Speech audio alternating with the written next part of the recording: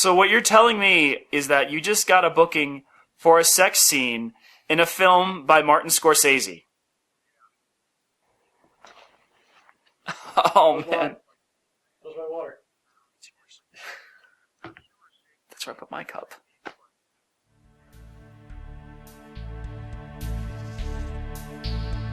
You need to take the N over to Atlantic Pacific Street. Then you gotta take the 4 up to Times Square. Take the shuttle to Grand Central and then call a cab.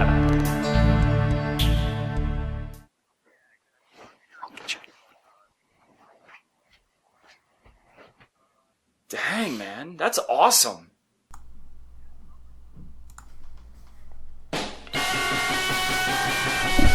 My friends, it is us against the world. And unfortunately, the world is winning. But we're making a comeback. This is John Rambo Presents The Show. My name is John, and I'm joined by my pulpy consigliere, OJ, is here.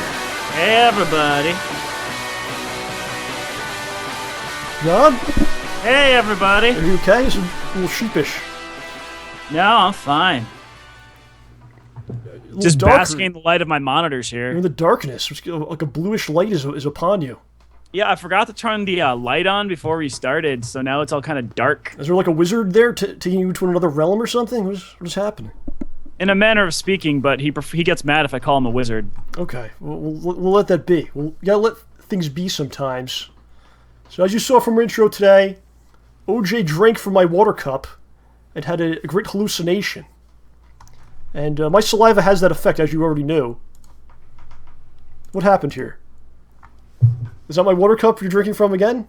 No, that's my water cup. Were my lips upon it? At any I point? hope not. Okay. Otherwise, things It's are going to get happening a little again. weird. So I have a question for you, John, in regards to water Yes, cups. I was sir. thinking about this for several hours today in the wilderness. In the wilderness. You ever like go out to dinner with someone, or maybe you've done this yourself for some reason? It's kind of a weird thing. You ask for water, and you'll say, "Can I have a lemon with the water?" Or sometimes even the server will suggest it. You're like, "Can I have a water? Would you like a lemon with the water?" Yeah, yeah. What is the purpose of the lemon? Does it actually do something to the beverage? The fact that it supposed to make sticks on the top of it. Why does this It's supposed go to make on? it taste like less plain. But it doesn't touch the actual liquid. So how does this Well, go? you're supposed to squeeze it or drop it inside or both. So there's like a process here. Yeah. Why is it a lemon? Why did they give that like away for nothing? It just has no value. No one wants them. I There's a think surplus also, somewhere. They're trying to get rid of it. well, I mean, they slice up lemons all the time for the bar and whatnot. And I know they put it on diet drinks to let people know which one is diet, which one is not. You figured this out. Can you get like other things instead? Like when they say, "Would you like a lemon?" Can you say, "No, I'd like something else"? Can you put like a piece of cheese, stick it in there, maybe rub some butter around the lid of the cup? Would they do that for you? You could ask them. They'd probably look at you funny, but I think at the very least they'd be able to do the butter thing. Where did this come? Who started this? A lemon. I would like the lemon with the water. Somebody who obviously didn't know the power of the orange. All right, well, we're going to figure this out. We need people have information about this. Please let me know where this came from, who started it. We'll have them on the program and figure it all out. We've been away for several weeks, John, an extended period of time. Very glad to be back. Glad to have all Yeah. of you back with us, you know. Hey, everybody. Of course, working on Schnozman Hole Punch, the Justice League episode number 9. It is a huge undertaking. You know, I don't want to talk about too much today because we actually have a jam-packed show, you know. So maybe next week we'll kind of talk a little bit more about it. But I must tell you, alas, my friends, it is not done. Needs a little more cooking, OJ. It's got to stay in the oven a little longer, okay? You don't want to give everybody digital salmonella. I do, but not right now. But it is close. I'll tell you this, my friends. It will come out at some point in July. That's the release date. Some point in July, it will come out. It's coming together, man. I think there's been times where I questioned if it would actually ever really exist. But I've seen so much of it, I'm starting to believe, you know. So we'll be out in July. It's going to be pretty amazing, I think.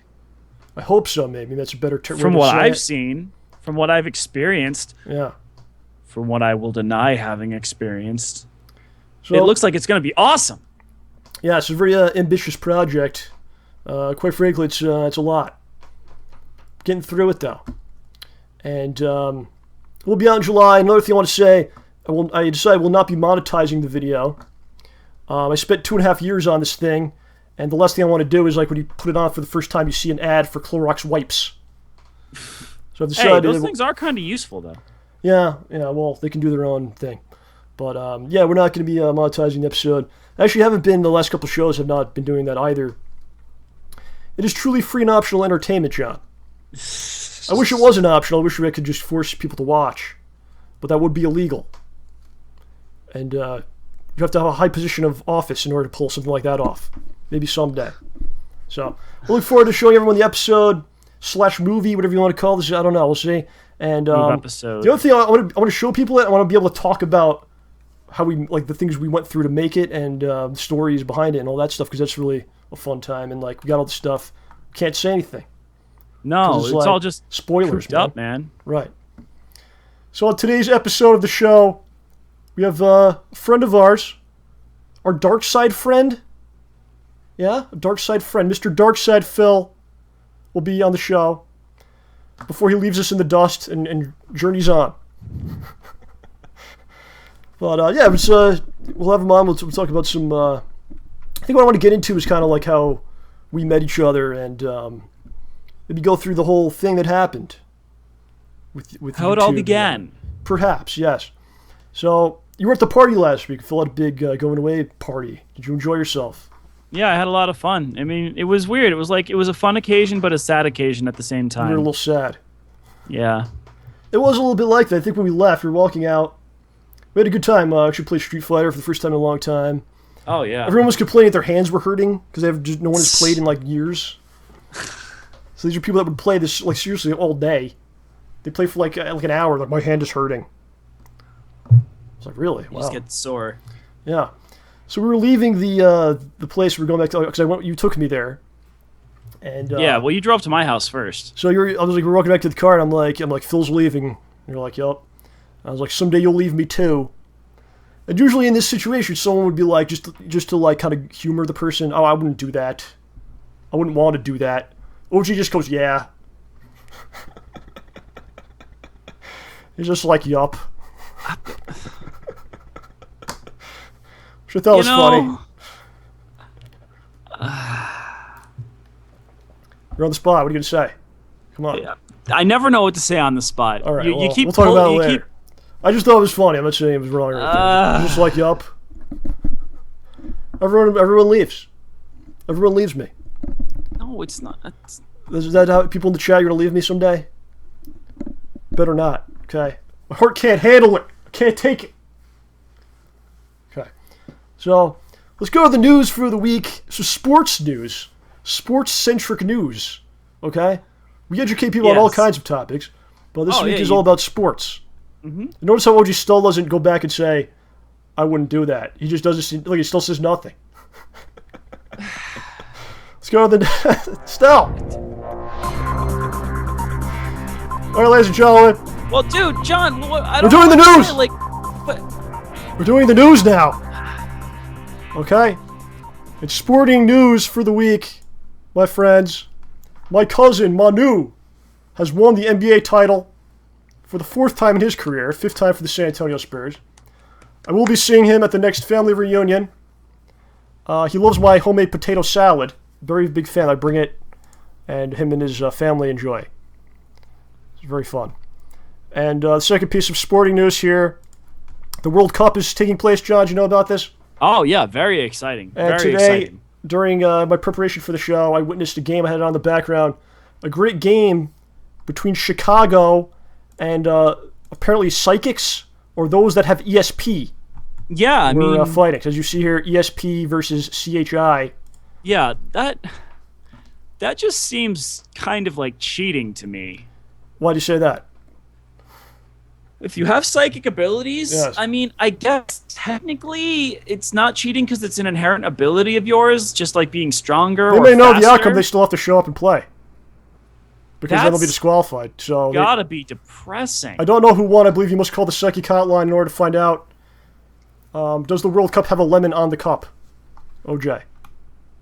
Does it have a lemon on the cup? Does the World Cup come with a lemon? You know, I'd have to think that it does, unless you specifically ask for it not to. I don't want a lemon on my World Cup. You'd better call them and let them know in Rub advance. some butter around the tip of the cup. Around the tip, huh? Another thing, yeah. So, is that what it's called? So, something else that went on while we were gone. This is a nature story. Okay. We cover all the facets here on the show. So, as some of you may know, I live in a lake community. I live near a lake. OJ, you know this. Yes, I've spent quite some time. I've been inside that lake. Really? Were you thrown in? No, I went tubing. Wow. And swimming. Okay, OJ's been in there, drank some of that water. This explains quite a bit. I'm not completely irradiated yet, so... So, yeah, I live out in the woods by a lake. I really actually like it a lot. The isolation. The wilderness is where I belong. Because I'm kind of like a Wolverine myself. So the animal or the character? Everything. So, I'm driving home from work, and I see something in the road, middle of the road. There's a giant turtle shell. So I get out and take a look at it. There's a turtle in there. And he's in there. You can't really see much of him. Right? He's just in there. He's just huge. He's just hiding. So he's a big man. He's a big monster. He's probably like 20 pounds, right? Sometimes this happens. Basically, what happens is they leave the water areas because they want to either to lay eggs sometimes, or they're just kind of looking for a mate and they have to just kind of travel. So that one of them can lay eggs. Or they try to find a mate. Yeah. So they're hordy turtles just wandering throughout the neighborhood. It's crazy. So, from time to time, what I've done is I've seen them, I've picked them up, and you bring them back down to where they're supposed to be and make sure like a car doesn't hit them or something, right? I did that when I was a kid. Yeah. I've done this many times, but this was like the biggest one I've ever seen. And I'm like, oh my God, can I even lift this thing? And I had a box in the car, so I took the box out, I put it next to him, pick him up, and I suddenly realized something's very different and wrong because his neck comes out and it's just this monster dinosaur head and these thick arms and legs just popping out of this thing. I'm like, that's a snapping turtle. It's a snapping turtle. He starts going crazy, he's biting, and his neck can extend like crazy. So I get him in this box because when I pick him up, he starts going wild and trying to bite. So I throw him in the box. I shut it, and he's really pissed, and you hear him going crazy in there. Pick up the box, throw it in the trunk. And I should mention that when I picked him up, probably the worst smell I've ever smelled. Ugh. I later found out they can actually give off a spray, like a scent spray, like a skunk almost. It smelled like the worst diarrhea explosion ever. Lovely. That's what he smelled like. So I got him in the trunk, and I could smell him from the trunk. And so I bring him down to the water, open the trunk, and this is like a big box, keep in mind, OJ, right? Yeah, like a big cardboard box. It's a big cardboard box. It's shut. He got out of the box. The box didn't tip over. He somehow got out. And they have talons, like claws. Ugh. And he dug them into the back of the seats. And he was just stuck to it. So how'd you move him? And OJ, he's pissing and defecating everywhere in the car. Oh no, like Schnozman in episode 1. So just covered it, stinks. Somehow grass, defecating grass. How is this? What is that? Well, I guess he ate grass. So it comes out like coal, doesn't even digest it. Maybe they can't digest grass. Like dogs throw it up. Just Maybe to be a jerk. Turtles poop it out. Just to be a jerk. So then I'm like, what am I going to do here, man? I can't drive the car now because I'm afraid he's going to I don't know, cause some more of a problem. So I walk home. Yeah. get a shovel, and I have to like bash him off the freaking upholstery of the car. Oh, dude. He was okay though. These things are like giants, dude. They're like prehistoric. Okay. So I gotta like peel him off the freaking thing, get him in the shovel. I could barely like even get him out in the shovel because he's fighting it. Throw him on the ground. He's perfectly fine. I'm not injuring the animal. Okay. Okay. Saving his life. And like when it gets down, it's almost like, you know, like a snake. You ever see like videos of a snake like attacking someone and it kind of like does like a juke and jive kind of thing, and then it'll lunge. It was like doing that with me. It was like getting position, and it was trying to like attack me. Wow! Like I saved you. So I was able to get him in the grass, and I backed up the car, and I watched him. He just stared at me for like a good 5 minutes, and then he went into the water. It's like, you just come closer. You try that again, buddy. It was an experience for sure. You know, and basically what I did is I saved like the most dangerous predator in that whole ecosystem. The thing that probably doesn't need the help at all is going to kill like everything in there. That's what I saved. Oh, gosh. He pissed and shit all over my car. You did wash your hands afterward, right? Because you can get salmonella from these guys. I licked my fingers. Yeah. So now there you go, John. Are you supposed to mess with the snapping turtles? Probably not, I don't think. I don't know. I mean, I'm not sure what you're supposed to do. Like, you find a turtle like that, you don't want to hurt the guy, but if he's in the middle of the street, dude's going to get run over. I saved him. I deserve something besides shit and piss. He knows where to find me. And yeah, but I think he's going to give you something else you don't want. Okay. So there's my turtle story for you. We learned nothing from it. We learned that put turtles in plastic bins. Here's a big deal. This is a big deal. Big deal. E3?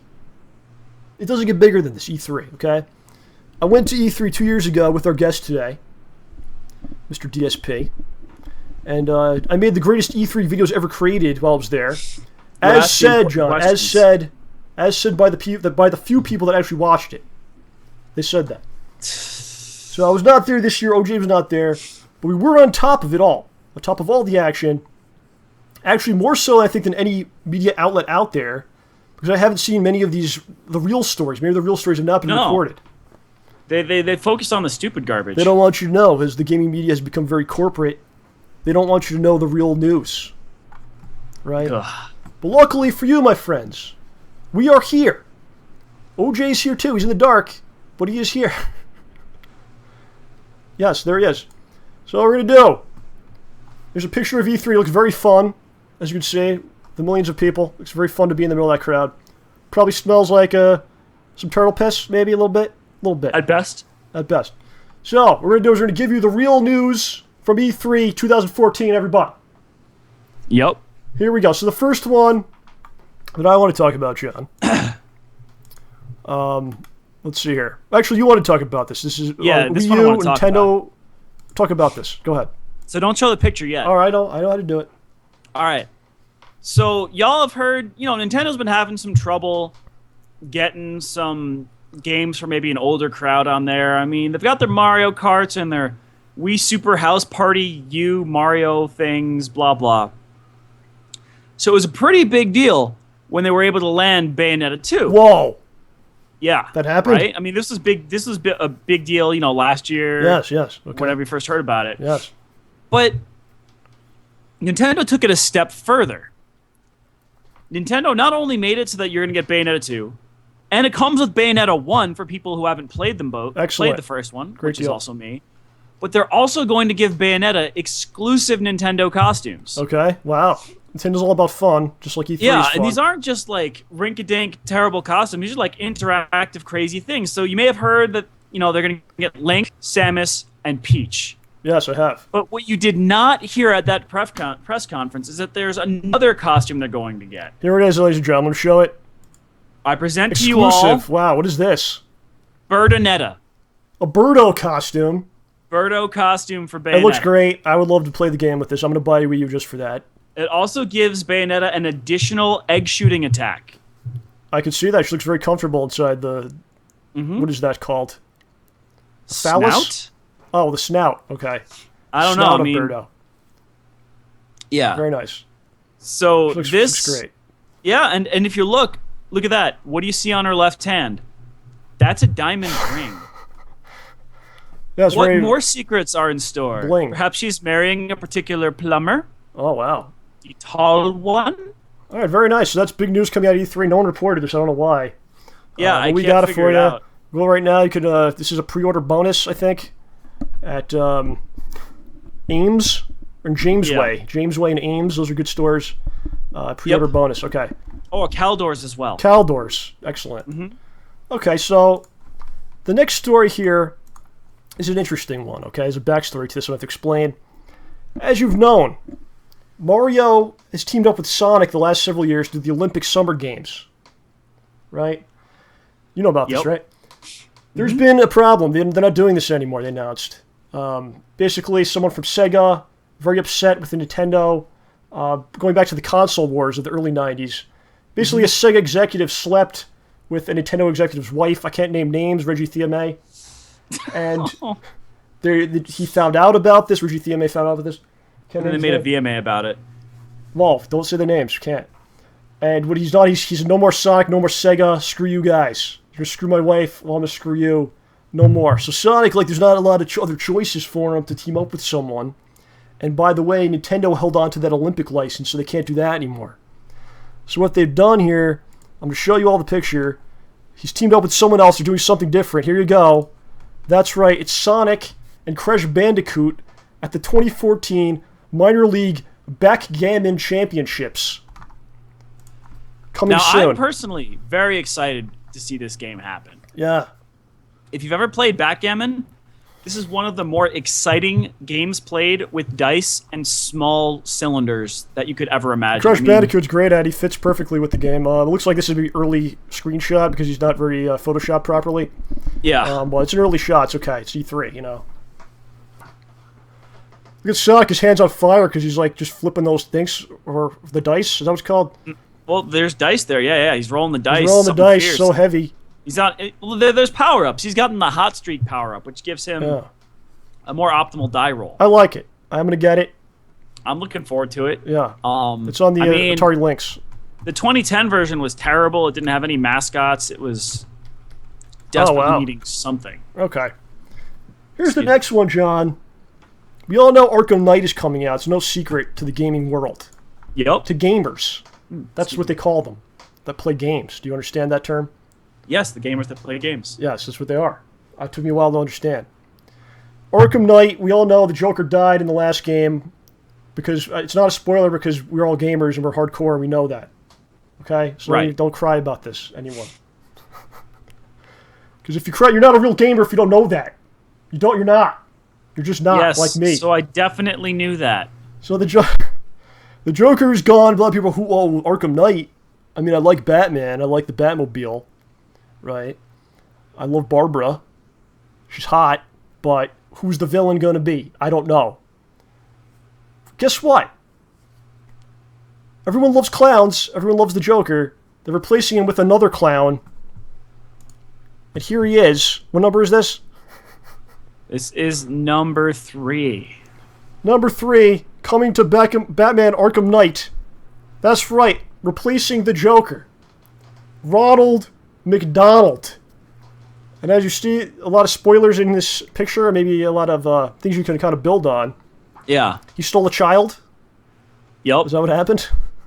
He stole a child and he's haunting Batman with the child. Is he going to cook the child into a burger, or is he just kidnapping the child? Is there something that looks more like nugget material, maybe a McChicken fillet.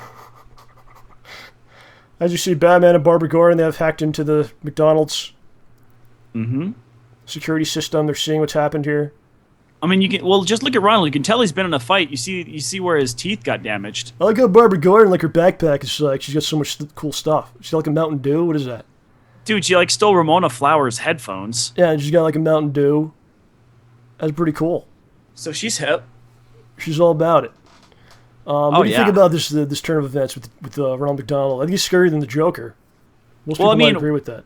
The Joker, the sort of guy who might kill you by making you laugh yourself to death. Yeah. Ronald McDonald's the sort of guy who will kill you by dunking your face into a deep fryer and then sell your body as food. And he's got billions of dollars behind him too, which the Joker never had. So he's actually much more of a dangerous villain. I mean, yeah, this dude could do anything. I mean, if he wants to poison the city of Gotham, he just needs to put, one bad batch of food into every McDonald's restaurant in the city and with a time delay poison, and everyone will be poisoned by the time anyone knows. Even if people knew that there was poison in the burgers, they would still eat them because they're so delicious. Like, they'd be like, I don't care. Oh my gosh. Because let's be honest, there's been poison in those burgers for like decades already. Dude, spoilers. How do you think he takes out half the city? They eat themselves to death on burgers. I think Batman's done for. Tainted beef. Whoa, whoa, whoa. Because you know what? Batman may be strong. Say what you will, but a man's got to eat. You ever get pink slime inside your cow? Think you're coming out of that alive? Just wait. Dude, he recruits Mr. Freeze, right? What the? But he forces Mr. Game. No, he forces Mr. Freeze to change his costume to be shake-themed. Oh my god, alright. We can't spoil the game. Just because we know inside information doesn't mean we can tell everyone it, okay? Alright, John, why don't you take us through this next one, John? Alright. So this next one is basically not to be outdone by the constant wonderful Lego games. Mega Bloks had to get in on the action. Yes, of course. But they couldn't get anybody to agree to be their licensed property until Lego they took them all. found one man who has been known to hang out in Stamford. Yeah. That's right. Stamford's own. You too can enjoy Stamford's own Jerry Springer in Mega Bloks Brickballed. So you're telling me that Lego took all the licenses, nothing left for Mega Bloks to make a game on? Nothing left but Jerry Springer. A Jerry Springer Mega Bloks game? Yup. Very interesting. On the PS4, nonetheless. Exclusive? Very exclusive. Very exclusive. They wanted to go to Microsoft, but they found out that all the shouting in the game kept erasing their save files through the voice activation. I love how the blocks... I played some of it, the blocks scream. And they fight each other. It's lovely. Yeah, like, it's not... the Lego games are about building things, and Mega Bloks, to try and not get sued, you mostly take things apart. Yeah. Like, you start with a fully built Lego world, and then you just destroy everything. And the cars have eyes, so you start breaking them off, you see them cry. Yeah, and whoever destroys the most is the best Springer contestant. And then they get the prize. Yep. Which is what he's holding up there, the Mega Trophy. Which is filled with Mega Bloks. And now, of course, the tie-in has to go on more. Yeah, it's a whole licensing agreement. So not only are they making a game based on this, but as you see here, ladies and gentlemen, they're actually making a Mega Bloks set for your kids. 4 and older, though. Younger than that, no. It's not appropriate. Please don't get it. Not appropriate. Yep. And you can use those to build his entire TV studio set. Uh-huh. Including little Lego people little Mega Block people, I'm sorry, that will fight and break apart when put too close to each other. Yeah, yeah. In the special Mega Block seats. Or like if you go on the Jerry Springer show, you could bring this thing and just like swing it and hit the other person with the 1,000 blocks. Mm-hmm. You hit them in the head with it. Like if they cheated on you or whatever, or like they're having your kid and you didn't have sex with them, whatever the story is, I don't know. Have you ever hated somebody so much you wanted to hit them with 1,000 things? I wish I had 1,000 things to hit you with. Now I do. Exactly. Thank you, Mega Bloks. Is it like Mega Bloks is a kid's thing, but they spell the word blocks wrong? Do you think kids maybe are confused by that? Yeah, I don't get it. You don't get it? Like, leaving out certain consonants makes it hip, I guess, but kids don't care about hip. No, if kids who cared about hip aren't going to be the ones playing with Mega Bloks. The kids who care about hip are going to be playing with Legos or Connects. Of course. Hipster stuff. Yup. Mega Bloks is for the real blockers. Okay, so here's an interesting one. Controversial in some ways. Brilliant in others. Remember when the music games were the biggest thing ever? Oh, I do.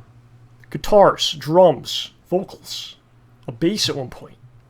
They saw these giant kits, people would set them up, they'd have bands, they'd sit in front of their TVs, they'd play, basically simulate a real life thing. Video game style. With all the equipment. You can't do the thing for real. Well, alright. Let's calm down. with the sauciness. So basically what happened is people got tired of it. They did it already. We did that, already played that guitar solo, okay? Slash, I don't need to do it 5,000 times. Sweet Child of Mine, big deal, whatever. And they discarded all these guitars, they threw everything out. It's this big mess, this big landfill. So the creators of these games decided, hey, listen, we got all this stuff, let's turn it into something new, something better, recycle. Let's go green. They created something wonderful. The music genre goes away, but rises is the construction genre. OJ. Yup. Here you go. What is this game called? And what is this? What am I looking at?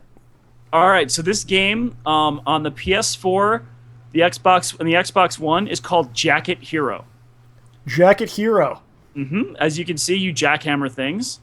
Now, they did actually make a Wii U version. Yeah. And naturally, it being for a Nintendo console, they had to make a stupid name based on the name of the console. So this is the Jacket U. Jacket U? Jack U? For short, Yep. maybe? Yep. So you bring this into your living room, you wear the full body attire, you have the jackhammer, comes in the box, was this like $500? That's a bargain. It's actually, I think there's actually a subtitle for the Wii U version. Yeah. It's Jack U Elation, to show how happy you are when you're playing. Jaculation. And it looks Yes. like he's digging this hole here. Doing well, I assume. I should hope. I mean, the cranes... filthy pants, do they come in the box, the filthy pants, or is that just something you that happens as you play, as you jack it? It comes with the mask and the vest and the safety helmet. You're instructed that it's best to wear jeans because this is exactly what's going to happen. It comes as you jack it on the pants, and then you have... Okay, fair enough. I like it. I think a lot of people in the chat right now are very excited about this. Now, one thing about this clearing promotional space in their art room. Yes. that is interesting is that they chose to do it in a room with a woman's butt in the corner, where it can be seen by the man playing the game. Very strange. Oh. Well, it is Jacket U, so I mean... Yeah. Sometimes you need a little bit of that to help you out. Okay, I'm just going to leave this one up here as we talk about the next one. Okay. This is a little sad. Yeah. Upsetting. You know, Xbox One was the big thing last year. People were like, oh, this is amazing. Surprisingly, it didn't turn out that way, though, sales-wise. I don't know why this happened, how this happened, but it did. Yeah, it's very confusing. So Microsoft has a new marketing campaign for the Xbox One. I think it's smart. I'm going to ask you, OJ, after I show it to you, what you think about it. People in the chat can let us know what you think about it. The Xbox One new marketing campaign, here we go. Xbox $1 is now being sold at the dollar stores across the country. For $1 is the Xbox $1 is the new official name. And maybe they're going to try to sell some units this way by making it at $1. Yeah, they want to sell. I guess they want to sell the units to try and get people to buy the games, which is where the real money comes from. So it's actually really smart. You like this? I think it's a gamble for Microsoft because they're going to be losing even more money on each console sold. People are going to have to buy to make up for this, an additional 3 or 4 games per system sold. You must buy 8 or 9 games to make profit. Yeah. I think it's an untapped market. The dollar store people, Dollar Tree, they never sold game consoles before. Their expertise may be different than a Best Buy or GameStop. Yeah. And what they could do is, as you see here, they're featuring it on the front door of the building next to the $1, trying to get the idea out there to the people that drive by. The Dollar Tree customer, a little more sophisticated maybe than some of these other stores. Yeah, So- I mean, you're going to get a different mindset, you know? They're a little more educated and a little more sophisticated, so maybe this is where they should go with the Xbox One. Okay? It's worth a shot. It's worth a shot. All you can really do is try. Yeah, and you can't blame them for that. So to continue on this, on the Xbox One idea, last year, Don Matrick was the spokesperson for Microsoft and the Xbox One conference. Yep. Basically, there's some problems with him. People attacked him. He felt unloved. You never want to feel unloved in life. That's how he felt. No. Right? So he left. He left Microsoft, and he's doing his own thing. First, he went to Thailand. He disappeared for a couple weeks. What happened there, we don't really know. He's back now, though, okay, from Thailand. a whole new outlook on life. And he says, you know what, Microsoft, you're going to kick me out. You're going to do this to me. I'm going to come in stronger than ever. I'm making my own console, OJ. My own console. Here it is. He unveiled it this year at E3. The Don Matrick console. That's what it's called, the Don Matrick console. And as you can see what it does, it's always on. There's a replica Matrick head that is on top of it, always watching you. Forever watching you. Forever watching you. It can see through walls. The technology is amazing. It can see you miles away. When you go to work, it still can see you. It keeps track of it. It learns what your cell phone is and then tracks you by GPS. Yes. Whether you want it to or not. You don't talk to it. He actually talks to you. Like, let's say your name is Bill. You don't say, like, Xbox on. You'll see Bill on. And then, or Bill on. Yeah. Please? Bill on. And then you got to do what he wants. Yeah, and you can't pick the name for your Xbox. Does not play used games, unfortunately. Nope. That was a holdover from his old days. And you must have an internet connection. If you do not have an internet connection, he's got a console for you. It's called the Xbox 360. Okay? That's what you can get. You can't. You're not good enough to have one of these. The Don Matrick console with the giant Don Matrick head on top of it watching you at all times through walls. You're just not. Are you got any one of those? Nope. You pre-ordered it? I pre-order this, man? Dude, I got like 17 of these coming. 17 Don Matrick heads just throughout your home? 17 of them. All right, John, tell us about this next one. Do you have the information, or you do not? I'm sorry, you blanked out for a second. My internet died. Oh, okay. All right, I'll continue with... I have the information on what?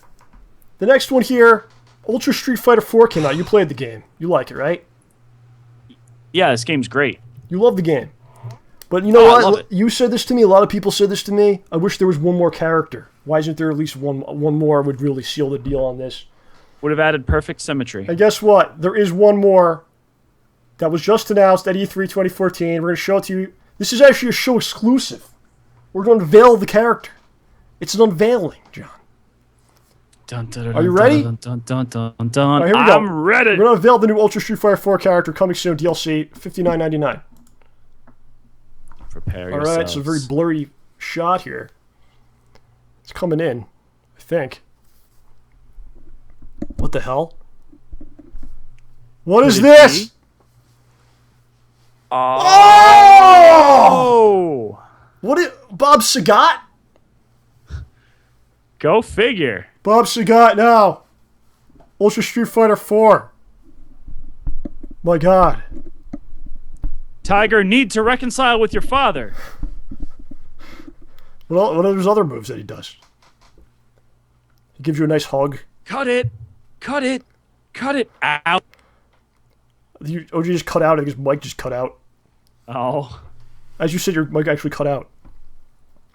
Yeah, he has like assist characters. The other members of Full House will come out and help him. It's a whole thing, John. Yeah, assist characters in a regular Street Fighter game. This is a very big change. Who would have thought? All right. Well, here. Okay, we got one more. Is that right? Yeah, we got one more. All right. Take us through this, if your internet can hold out, please. All right. So, as you may or may not know, Capcom's been having some issues lately with a certain franchise. And try as they might, they keep, putting a little bit into making a game and then just bomb out and just, they can't do it. They just can't manage to pull it together. Well, this time, my friends, Capcom has finally agreed to fully go through with making a Mega Man game. Whoa! And they realized that most of their Mega Man audience were people who played it when they were kids, and they're all going to be, say, older than 17 at this point. Yes. Plus, society has changed. A lot since the days, lighthearted and hopeful days. Yeah, in the 80s, we used to listen to Wham. Have short shorts that were fluorescent pink. Mm-hmm. Sit out on the lawn, listening to Wham. Did I say that already? But not anymore. Now it's a harder society. Tougher. Yeah. Violent. So Adult. Capcom recognizes this. Yes. And wants to make something for the new generation. Of course. People this for the people who grew up then and are older now. Of course they do, yes. So I present to you all, for the first time, Mega Manly's Mega Buster Adventure. Mega Manly? What is... Whoa! What is this? Exactly what it looks like. Can we show this on the YouTube thing? I don't know. What is Mega Man doing? I really don't want... You don't want to see what he got from Bubble Boy, I'll tell you that much. I don't know if we can show this. This is something... it's a new direction for sure for Mega Man. Yeah. I don't know what he's about to do. It's a different side. It maybe takes a little bit to get used to. That's all I'm saying. But I'm not against it. It's just so different. You can just see the look in his eyes like, I'm not sure if I'm okay with this. He's looking into your soul as he prepares for the Mega Buster, as it's called. Oh, jeez. Okay, well, I think a lot of these games I'll be getting. Yeah, I'm going to be getting at least 3 of these. Yeah. It's going to be a really exciting season when all these come out. It's exhausting. Yeah. So much great stuff. And apparently they've added dialogue to Mega Man. Yeah, during a few scenes, at least All right, one of the let's put that up characters again. has been reported as saying, "Don't worry, there's no need to rush." Yeah. And other horrifying Can things. you use Jacket U? Does that hook up to that game too, or no?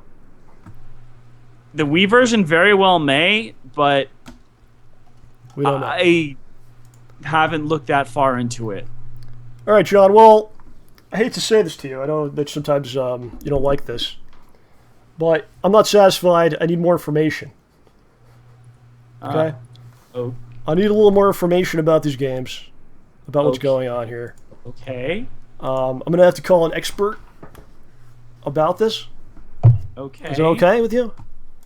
You don't need my permission to do anything. Okay. All right, I'll mute.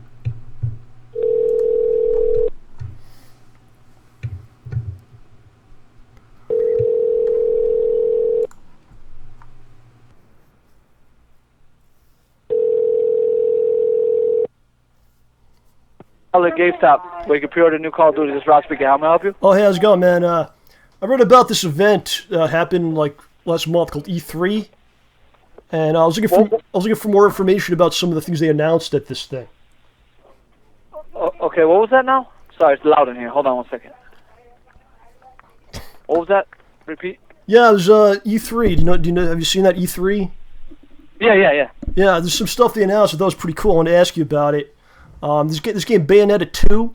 There's like different costumes that you can get, and when you pre-order it? Yeah, when you pre-order it. So like, I heard there's a one from your place called it's a Birdo. It's a Birdo costume you get if you pre-order Bayonetta. Yeah. Okay, yeah. When you pre-order, you'll get a code, and then you put it into the game when it comes out. Oh, so I'll get the Birdo. That's awesome. There's this other game. It's like Guitar Hero, but it's like construction equipment.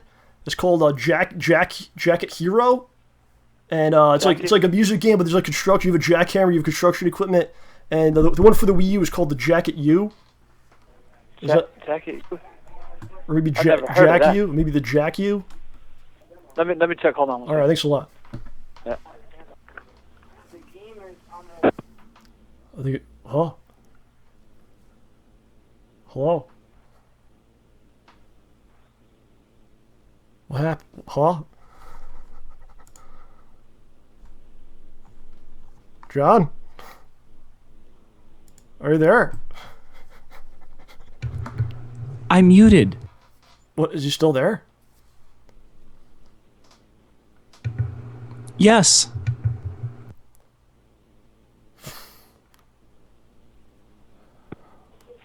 Hello? Hey, how you doing? Yeah, no, there's nothing there for that. All right, I'll check another GameStop maybe. But there's this game. I don't know if you've seen this one. It's like Mega Manly. The cover of this game is like ridiculous. It's insane. It's a crazy cover. If you have like a girlfriend or a wife, like don't let them see this thing. It's pretty wildly. But it's called Mega Manly. Is the game? Can you verify the existence of the $1 Xbox One Xbox $1 sold at the Dollar Tree. Is this a real thing? What was that? Xbox $1 sold at the Dollar Tree. Can you confirm this existence of this? I don't know. How about the Don Matrick console? It's got a giant Don Matrick head on top of it. He'll give you commands. He sees through walls. Yeah, I didn't hear about that. How you doing? All right, I appreciate the help here. Did you get your daily counts done today? What was that? The daily counts. Did you get them done? Do they count? Yeah. No, I'm good. Thank you. All right, I appreciate it. Thank you. Bye-bye. Hello? That poor man. We didn't get the information that we're looking for. You got him. He said that Birdo. What? What is this message I'm getting? What the hell is this? That was awful. Someone added a phone number. You may be charged for calling it. What? Okay, that's new. Someone added. Who did it? I didn't add diddly squat. Did you add a phone number I'm going to get charged for? I didn't.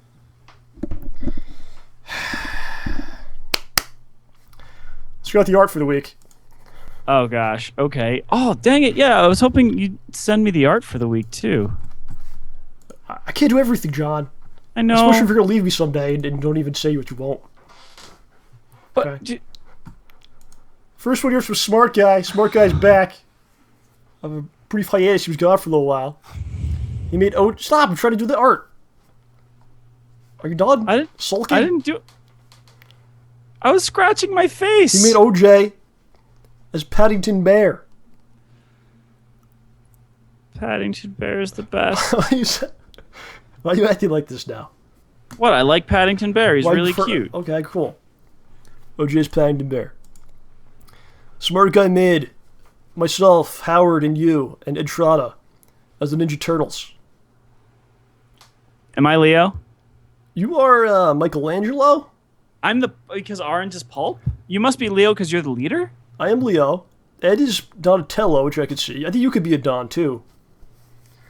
You could be anyone but except for Raphael. Yeah, I could never be You're Raph. not a Leonardo either, but the other two I think you could be. Wait, what? You're no Leonardo, come on. He follows the rules all the time. That is true, yeah, alright. You can't be Raph, though. Yeah, no, I could not be Raph. I could definitely see Howard as Raph. But you could be a good Mikey, because you have that, like, way about you as well as also being the science guy. The technical person, but also the party animal. I'll be Raffatello. Wow, okay. Donald-Angelo. Smart Guy again. OJ Kenobi. Don't That's what I strike say me about this? down, or you will be less powerful than I could ever imagine. Okay. This one is from a gentleman. His name is GayKiss69. What he drew this and colored this is just really cool. I think it's Schnozman. He's got Raposa. He's grabbed his face. Ouch. And Hole Punch is standing there ready to strike. So Well, I don't think Hole Punch would hit a guy. Schnozman has his robe on too, so that'd be some sort of the setup for that would be interesting. Oh, that's classy. Yeah. I like the look of sheer horror on Raposa's face. I think like- he knows he's gonna get gooed. He's got me. Yeah, like we're done here. This kind of stuff, I love this kind of stuff, man. It's great. Thank you, sir. Slew of art from Bushi. He drew John Rambo. That's me. Never That's looked any you? better. It's actually much more attractive than I actually look. It's very nice. Oh, come on. You look plenty fine. We don't need to hear that from you. This is from Bushi as well. This goes back to last show, where a gentleman accused me through a text message of selling him a fraudulent pug. Believe it or not, people that didn't check this out, you gotta check it out. He said that I sold him a fraudulent pug. It was not a pug. It was something else. It was not purebred. And then I tried to call him on the show. He did not answer me, but he sent me a text message. After I sent him, actually I left him this crazy voicemail where I was saying that I don't like dogs, I prefer elephants, and this and that. And he sent me back a text message saying, "You're yummy." I have not heard back from him since then, so if people want an update on that, that was the last I heard from the gentleman. This is from Bushi. He created this drink called Fizzy Pulp. I don't even want to know what that is. You know? I wish I didn't. Okay, I don't want to know. It's Is it from a turtle? Oh my god, what did I just look at? This is from... Can you see this? Not yet. This is from Bushi. It's OJ nude in a masseuses thing. I'm taking it off.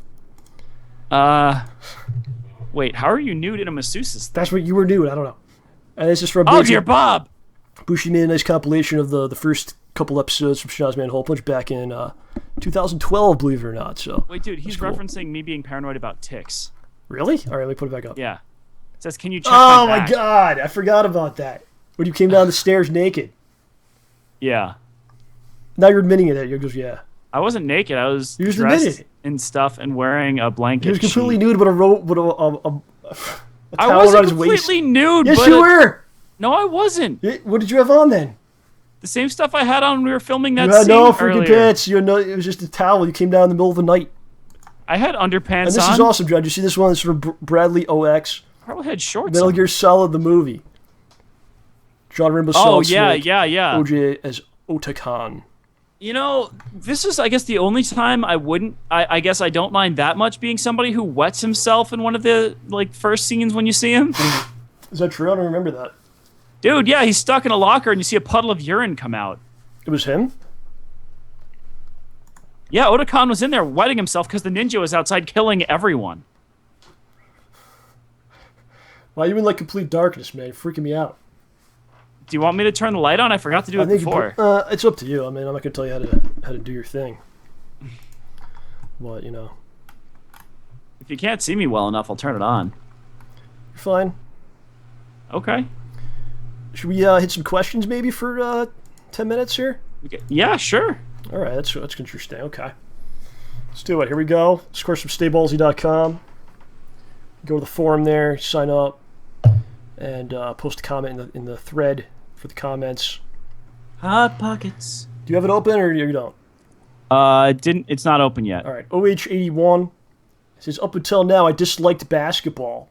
But after coaching the sport this past season, I've started to embrace the sport and enjoy watching college ball with a better understanding of the sport. Although I still dislike the NBA. So my question to you, Rambo, OJ, and special guest is, what made you a fan of the sport and team or any other sport? Do you like sports? I guess I'd probably like baseball the most because my dad and I are pretty big fans of a particular team, and we'd always watch the games together and stuff. And we'd try to hit at least one game per year at the stadium. Yeah, I think a lot of it comes from something where you're with your dad or whatever, you watch. I like sports a lot, man. I like pretty much all sports, It gets tough to watch sometimes when you like a certain team, the Mets.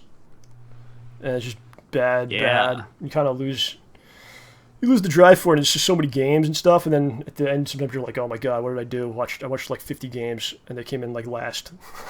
Oh. But I like sports a lot, man. I follow the NBA most of all.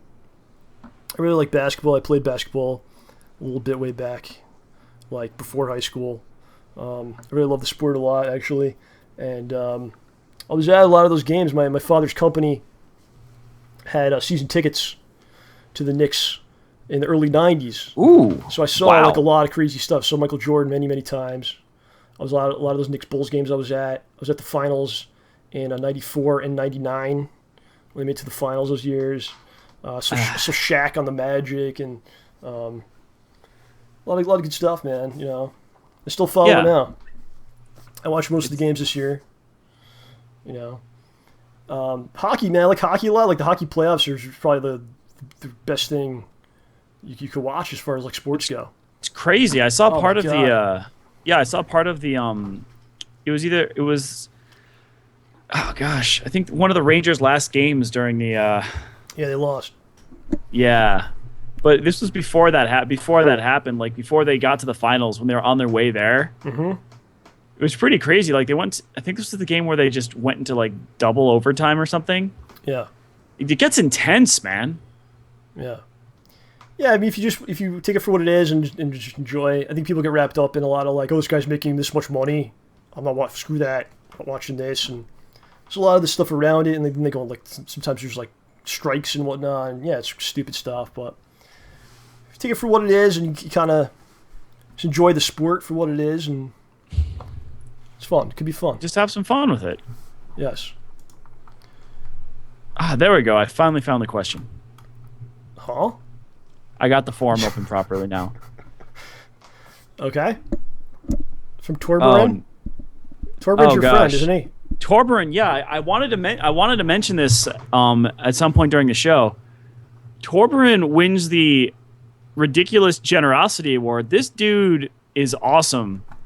He's given me a bunch of games on Steam, and I'm trying to figure out the best way to A, make use of that, and B, say thank you.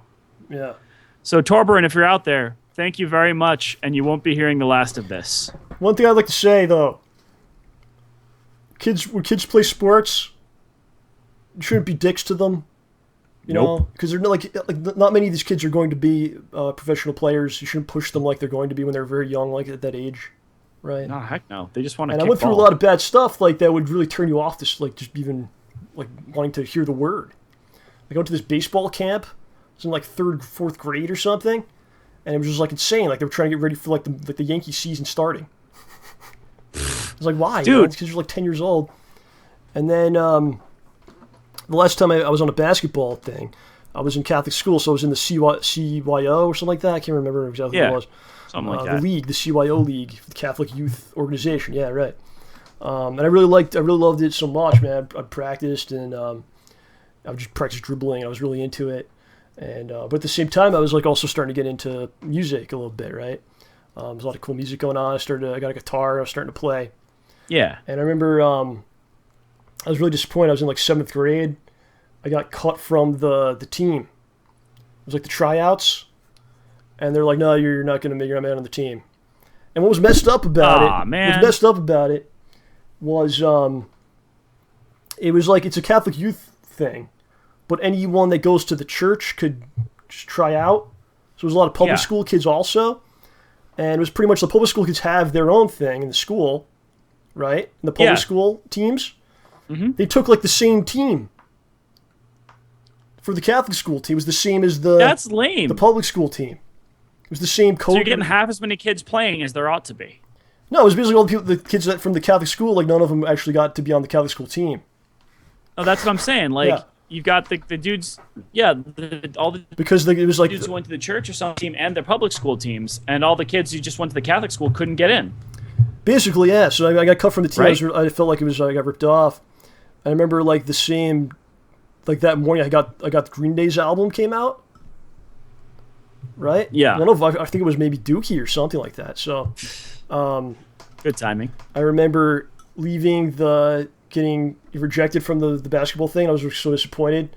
And then I got home and I put on the Green Day album for the first time, and it was like, well, okay, this is what I'm gonna do. Dang, but man.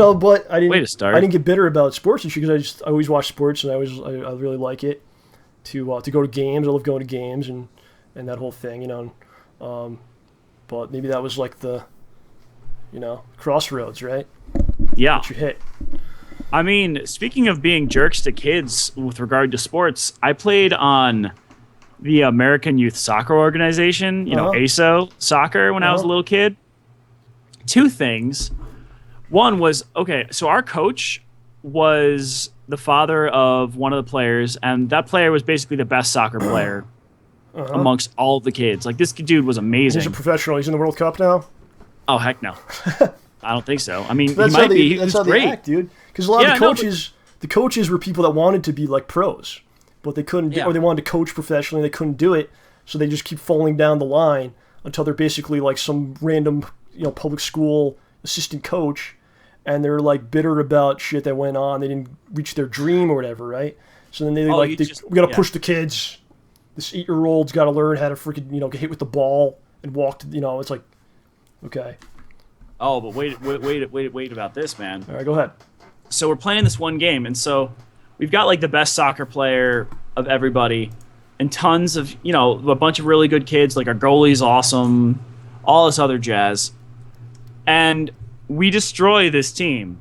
Like I'm playing defense, I don't even have to move. The other defenders on my team are just sitting down, which I thought was really rude, even as a child. But we beat the other team like 10-1 or 10-0. And at the end of the game, the other team's coach just starts tearing into the kids. Just like reams the poor little guys. How old are the kids? Oh gosh, we were between 8 and 13. So that's like, again, stupid. None of them are going to be pros, man. No matter what. Yeah. Like, there's such a small percentage. Like, how many people play the sport? Yeah. And how many people actually play like, what's the like less than 1% or something, right? So yeah. I don't know. Whatever. Let us take a break. We'll come back with Darkside Philip. We shall return, my friends. We'll be right back. Bye-bye. Go call GameStop. Ask about Don Matcher console. Bye.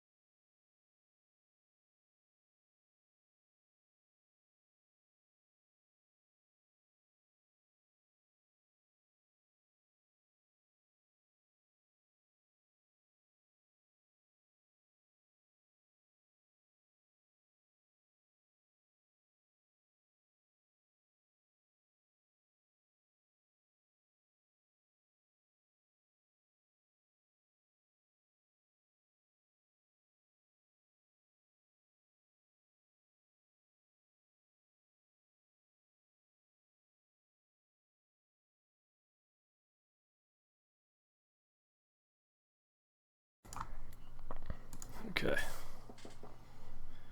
All right, ladies and gentlemen. Joining the show, he's the king of hate, but not here. Here.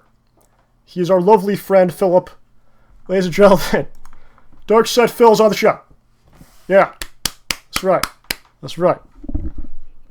It's going good, man. Did you check out the portions of the show beforehand? A little bit? Okay. A lot of crazy E3 news today. It's out of control. Yeah.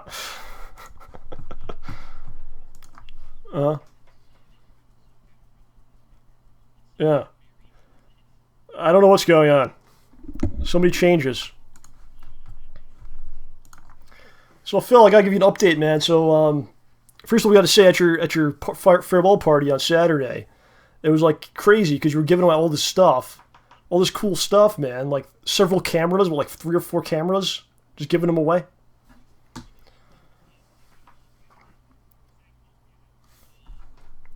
Phil's mute. All right, Phil's not muted now. Okay, I'm here now. Okay, there you go. Great. So I think I was doing most of the talking anyway, so don't worry about it. Yes. I made a joke about the Birdo outfit. There you go. Yeah, he was very attracted to it. So yeah, it was like people were like animals at your home. You were just grabbing, scratching each other. Wait, you're both muted? What? You're not muted anymore. Wait, why not? You're fine. Everything's fine. Okay, now they can hear now. I see the stream chat. Yeah, they can hear now. So there's one item that no one wanted to have. And I kept saying, Howard, why don't you take this? John, why don't you take this? No, I don't want it. And it's so sad because these are people that play games and love games, but they don't want a free game console. Just think about that. That's crazy, right? So I wound up with this thing here. The Ouya. I have it. So I put out on Twitter that I had it, right? So Mr. Angus Cheng contacts me and he says, I had one of those, but it broke. Huh. So I said, do you want this one? And he said, yes, I'm going to mail this to him. Wow. So your Ouya is going to Angus. Wow. It's come full circle. This is amazing. In a strange turn of events. That's excellent. Yeah, it's pretty wild there. So I don't know. You should tell him to actually develop some games for Ouya, so there's something worth playing on there. That's why I want to do it. You gotta try to help out. Yeah, Angus makes some cool stuff. Yes. So what I want to do today is kind of talk about us, our relationship, how we met, things like that. Maybe I don't think it's ever been really talked about that much before. Not in full detail. Every once in a while I'll get a question on my stuff about it, and I explain, how we used to be Street Fighter players and stuff. But I don't think we've ever kind of gone into detail about it. Yeah. So probably close to 10 years ago, right? That was when you went to EVO 2005, right? Yeah, EVO 2005. Yes. And I know that you told that story recently, right, about your EVO trip and stuff like that. Oh yes, and let me tell you, there was some backlash about that one, but whatever. About all right, okay. From us, we were very mad about what you said. But you got so where I was at that point. So Phil goes to EVO, and then Phil's from Connecticut, and does very well.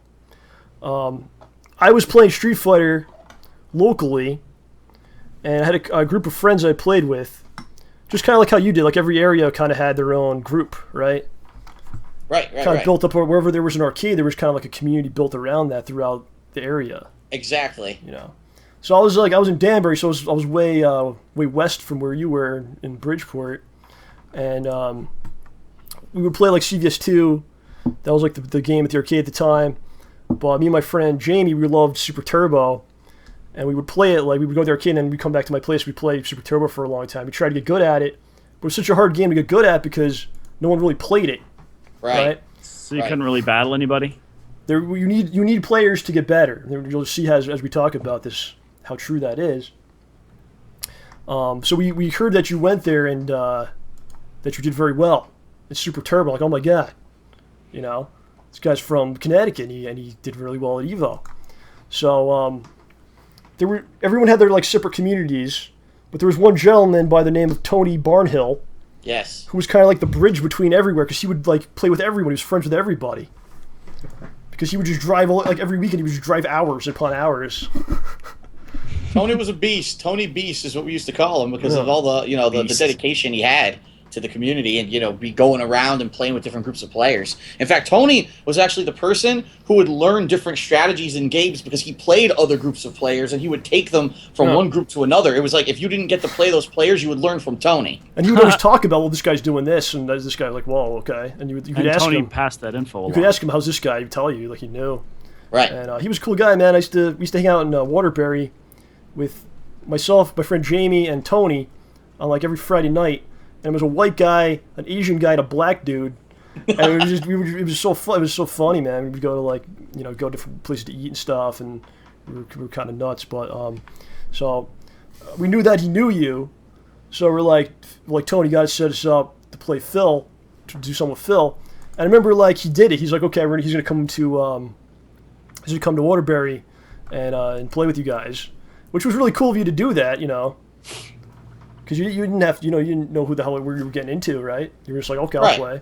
I remember at the time I had come back from EVO and I was wow, this is something that I didn't expect when I went out there. I didn't expect I was going to get 4th place at the national tournament, and I was this is an opportunity for me to maybe get into competitive Street Fighter in a way that really I hadn't before. I'd always tried to do well, in Marvel vs. Capcom 2 and CVS 2, but I was never at that level. And on Super Turbo, all of a sudden I was at that level, and I wanted to stay at that level. And I said, well, what I need to do is try to play as diversified of a number of people as I can, because this is how it works, or worked back then before every game had online play and everyone recorded every match and uploaded it to YouTube. It used to be you had to physically play as many people as possible to kind of assimilate this knowledge about the game. And I said, hey, if there's people out there who want to play Super Turbo, I mean, why would I not? You know what I mean? Everyone has a unique perspective. Just because you haven't played a certain style, or maybe you've always played against a certain person, you know things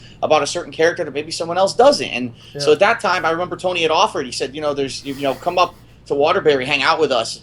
And at that point, I knew that you guys wanted to play Super Turbo, but I didn't know if that was like primarily what you wanted to play, or if you wanted to play other stuff too. And I was just looking to meet new people and, like I said, branch out and try to, assimilate as much as I could. Right. So if it wasn't for Tony, like, even saying that to you, or bothering, or if you just didn't, so I'm not going all the way freaking an hour away to Waterbury or whatever, then we wouldn't have probably ever crossed paths, maybe, Yeah, that's true. Or it had to have happened a different way. So I remember, like, it was like, okay, Phil's gonna come, and you had like a reputation at the time, which I guess you still do in a lot of ways, right? But of course. you were still the same kind of thing, king of hate and things like this, and you were very outspoken, always pissing people off and stuff. And we were like kind of nervous. I remember being kind of like nervous. I was like, oh my god, is he like gonna be like a dick to me, or like what's he gonna do? Like, and what he did do was far worse. He's probably a lot better than me at the games. You're like, what's going to happen? But Phil was like just a nice dude, and just happy to play. I remember when you came, we played CVS2 a bunch of times, and then we're like, you want to play Super Turbo? And you're like, you want to play that? Sure. And we had a good time. We had a good time, though. We played a good amount of hours and stuff, and you were a cool dude, man. Just like always. I think sometimes people get the wrong impression about things, they form an opinion based on what you see, but not who the person, when you meet someone, and it's a different thing. Right. What you got to realize is, I have a public persona, but then I also have a personality of people who get to know me. And the public persona is the person who speaks up and calls bullshit when he sees it, and always speaks out and isn't afraid to say something or be honest. And you might take that as asshole-ish, because he's the guy that's always kind of, he's got to say something, right? Yeah. But in real life, if I'm not pissed at something, I'm not going to be like that. You know what I mean? So if we're just going to hang out and play Street Fighter and have some fun, I'm going to be laid back. I'm going to be more calm. And, that's really what people get when they see the real me, who's not the guy who's in front of a camera, or the guy who's on, back then it was like me on SRK forums causing trouble, calling shit out. Yeah. So the next time I saw you was a few weeks later. You ran ECC. You were like in charge of it. You ran the whole thing. So what happened was, CVS2 was the game at that point I was playing the most, and we drove all the way down there to like New Jersey. It's probably like 3 hours away, something like that, 2 hours. Yeah. And ish. Phil's running the tournament. I met him one time, and the tournament's on like a Saturday morning, and of course I show up like really late, probably because the whole night before we were playing games, like they're staying up all night playing games like idiots. Sleeps for the week. So I show up at the tournament, and I'm like, where do I go? And you're like, oh, you got disqualified. So I was like, oh, what? And you're like, listen, I'm going to put you in another group. I'm going to help you out so you don't like lose your money, whatever. And I got to play, and I actually did pretty good. But that's when I was starting to get in my head, like, this is a good guy, because I met him one time, and then he went out of his way to like, because I was stupid. I was the one that was dumb and got myself disqualified for not showing up on time. And then he put me in like a different spot. So I was like, "It's a good guy." And then I think we just kind of became friends from there. Our group, basically, I think what happened was, like, as we talked about, there was like different groups, right? But we all kind of combined into a group of our own, maybe a super group. A super group instead of having these smaller, weaker groups. We'll have one great group, which was Tony, you, myself, Walter was there, a couple other people, Josh and whoever else. But we had we got a super group and became like this team, and we would kind of travel around. And one of the first time we ever went on a trip was to TGA, and was it Massachusetts or Rhode Island maybe at that time? I don't remember. I cannot remember. I do know we did go to the TGA in Massachusetts once, but I don't recall if that was the trip. It's it's so long ago, it's all blurry. Yeah. So you gotta like look at in my shoes, because I never went on a trip with these guys. And these are all like known people and stuff, right? I'm like nobody. So I was kind of like nervous about it. You were never a nobody, sir. Well, in that area, yeah. So who's this? So threw me off with that, John. I can't take compliments like that. Sorry. So the first time we're ever going on a trip, I'm in the back seat, and like these guys are being stupid. Like there's some people are drinking. Yeah. In the car, Yeah. and they're being dumb. Phil's the driver, and we're like a couple hours into the drive. He's pretty far, and we got pulled. Why'd you get pulled over? Something happened. What did he? Did you see someone drinking or something? No, it was complete and utter bullshit. If you remember, so we're just driving, minding our own business. To my knowledge, I was driving the speed limit. We were all had seatbelts on. I mean, yeah, they were drinking, but you can't see that from someone driving down the highway that they're chugging on a beer or something. Yeah. So I get pulled over by this cop, and I pull over, and I'm like, officer, why was I pulled over? And he says, you were speeding. And I'm looking, I'm like, he doesn't have a radar gun. He's psychic. He saw you had a different license plate than where he was. Yeah, that's what it was. On the ESPR team. Ooh, an out-of-stater, and I can get my quota of tickets for the month. Let me get this asshole, you know? Yeah, so he pulls us over, and he's like, you guys drinking? And I guess he could tell you weren't. Right. But the other guys admitted to it. They're like, yeah, we were. Of course, I'm straight-edge superstar. I was not partaking in such things.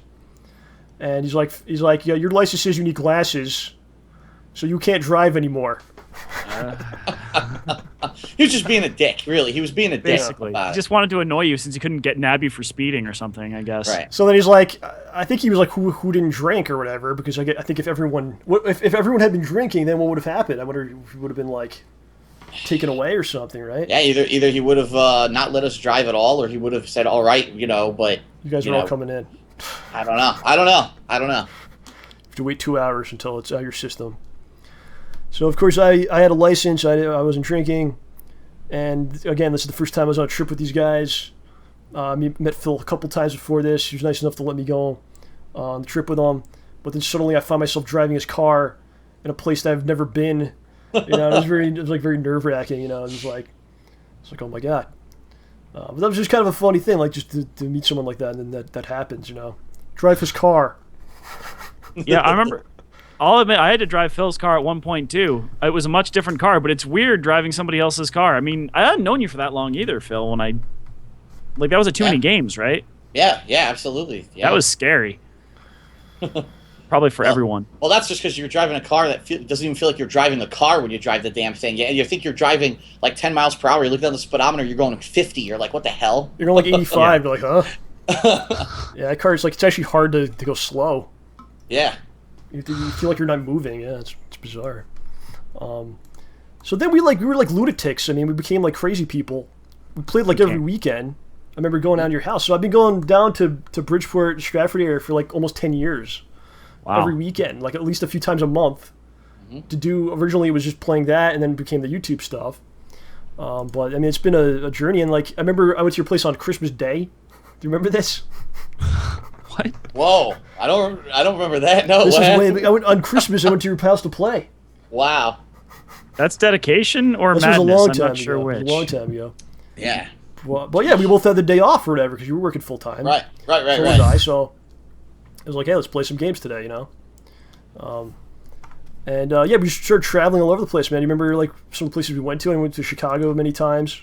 Oh yeah, I mean we went everywhere. We went to we went to Chicago. Well, we went to next to Chicago for Midwest Championships. Later on, we went back there for SBO qualifier at the Midwest Championships. But we also went to the city of Chicago, which was a lot of fun to go through there and see that. I mean, we went to Evo together. We went to numerous different regional tournaments. I mean, for a while there, I was running tournaments in New York, and you came by a few times. Yeah. So, I mean, we did a ton of stuff.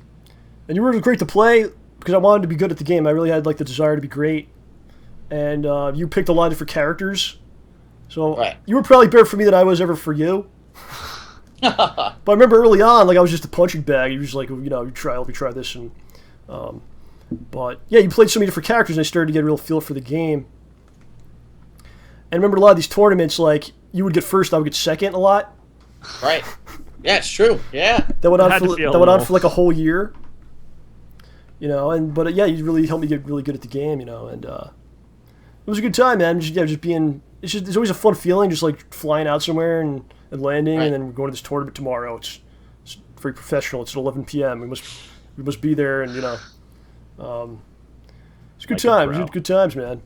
It was, and it was a period of our lives where I think that even though right now in retrospective we may look back and say, geez, all the money and the time that we spent doing this stuff, but I think it was a time that was unique. It was that burgeoning time between the old arcade days and what was going to happen when Street Fighter 4 eventually came out, and you kind of had the renaissance of fighters. It was that weird in-between time that was very unique, where we were able to travel and play different people, and there wasn't online play for a lot of video games at that time, so it wasn't like you could get the competition that you wanted just by playing at home, and there weren't YouTube videos of everything, so you had to travel, you had to play the people to get the experience, to become tournament worthy. And I've said this a lot, is that Street Fighter, regardless of the fact that I spent tons of money doing it and tons of time doing it, I never would have traveled to half the places that I've been, and I probably never would have met 1/10 of the amount of unique and amazing people that I met in my life if it weren't for Street Fighter. So Don't tell Capcom. Well, that's a whole other thing. But They'll charge you. Regardless of the fact that I may sometimes speak back with a little bit of negativity about it, that, man, it didn't really go anywhere. Even though I was good at the game, look at me now. This really isn't because of Street Fighter. It's actually because I stopped playing primarily Street Fighter and went to a more diverse audience that I am able to do what I do now. It still was a unique time. I had a ton of fun, and it was people like John who really made it a cool thing. We had this camaraderie. It wasn't just about the game, but it was also about the feeling that you're traveling with a certain group of people who are like trustworthy, or almost like you are rivals, but at the same time you are respected competitors. You know what I mean? Exactly. Ken and Ryu are always at odds when it comes to fighting, because they both want to be number one, but at the same time they're actually friends in real life. It's gonna sound like really stupid, but I'm not trying to say it's as important or as big as this, but it's almost like being in like a rock band, and you're traveling together to like the show, and you're all there, and then there's like other, I don't know, it's just very fun, Right. Just the feeling of just being like, we're going to this place, we're gonna kick their ass. Although I will say this, I've been to Vegas a good 3 to 4 times and never even seen the Strip. So I actually would. I would always. Sometimes I would leave, and I would remember the first time I went to Chicago. I was like, I'm going to go into the city tomorrow. I'll be back. So I would try to always do that, because in the back of my head, I always kind of knew if I'm going to this place, I'm going to need to see something. And someday I'll be pissed. So right. Yeah, man. So I did see a lot of cool things. I got a lot of good experiences from it. It was a fun time. So that was kind of the first thing we did, our first phase. We went to Evo in 2007. And we practiced hard for that, and I guess it didn't work out the way maybe we thought or whatever. And you kind of just vanished for a good 6 months. I didn't hear from you at all. Yep. And then I think suddenly you sent me a message or something, or an email or something, like in the middle of 2008, the summer, and you're like, I'm doing this thing on YouTube. And here's my channel, and I'm like, I saw it. I'm like, what the hell is this? I'm like, why would someone want to watch this? Harsh, man. No, it was just because I never saw that before. I didn't know what that was, right? Only thing I knew from games was playing games, or competing in games. I never thought someone would watch someone playing an entire multi-hour playthrough. I'd be like, why? Why are you doing this? You're talking. You're also talking at the game. What do you say? Right. It was such a weird thing. But then I saw oh my god, Phil's look what he's doing. And it was huge. It was like giant. Yeah. Everyone wanted to hear him talk and play. Yeah, just something to this. At the time, the only people who were doing those style of videos there were two groups. There were people who were doing walkthroughs. Now, that's different than what I do. A walkthrough is you've already beaten the game, you mastered it, and now you're going to do a playthrough where you're perfect, and you're showing expert-level strategies on how to beat everything, and that is by no means is that what I do with the videos. And then the other group of people, there were people who were doing Let's Plays, which is what they call them now. I called them playthroughs, but later on people called them Let's Plays. But they really weren't, they were there, but they weren't big. You know what I mean? You could find people doing it, but it wasn't holy shit, this guy's getting hundreds of thousands of views doing it. And I don't know why. I mean, because it was my unique style, because I talked at the game and I was joking around and I had a drink here or there and I was swearing. It just caught on, and people really liked the fact that I was doing it way differently than what other people had been doing it up to that point.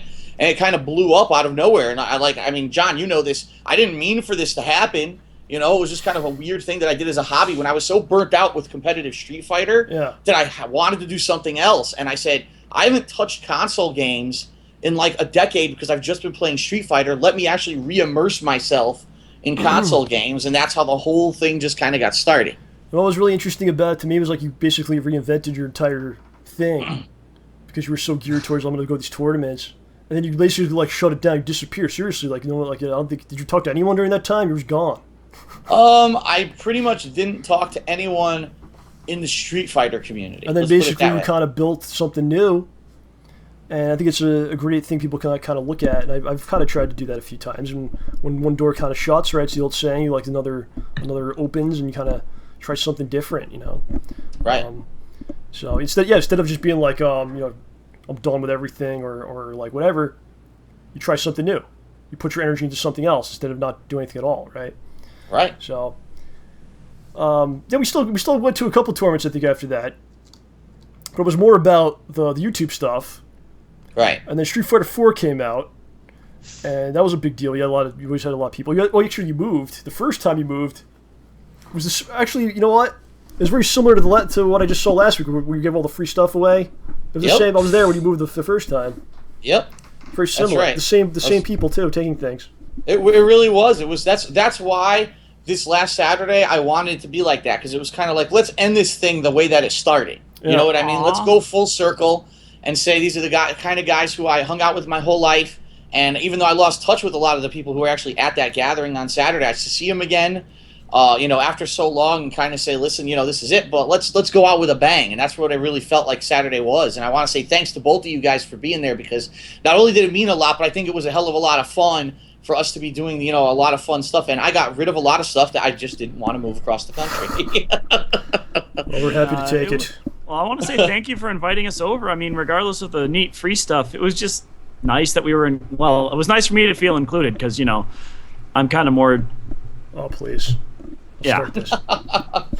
Well, you know, I mean, if we had continued to go to conventions and stuff like we were doing for a while, we probably would have had a lot more interaction. You know what I mean, OJ? But, you know, it's not because really, honestly, number one, I got caught up with just doing the stuff here. Number two, I'll be honest, I don't know what happened with the convention circuit. They basically just stopped allowing me to do panels and stuff. I don't know what happened. Like, someone had a bug up their ass. We're going to have to call them on the next show. Dang. But we really should. Gosh. Start calling them and be like, why did you let us come to MagFest in 2012? Had a panel that was incredibly successful. We debuted our new series. We did a ton of videos about it, talked positively about you, and then for 2 years after that, you, like, blacklisted us. Like, okay, well, I don't know. If anyone deserves it, it's us. Oh. So, you saw today's show. Come on.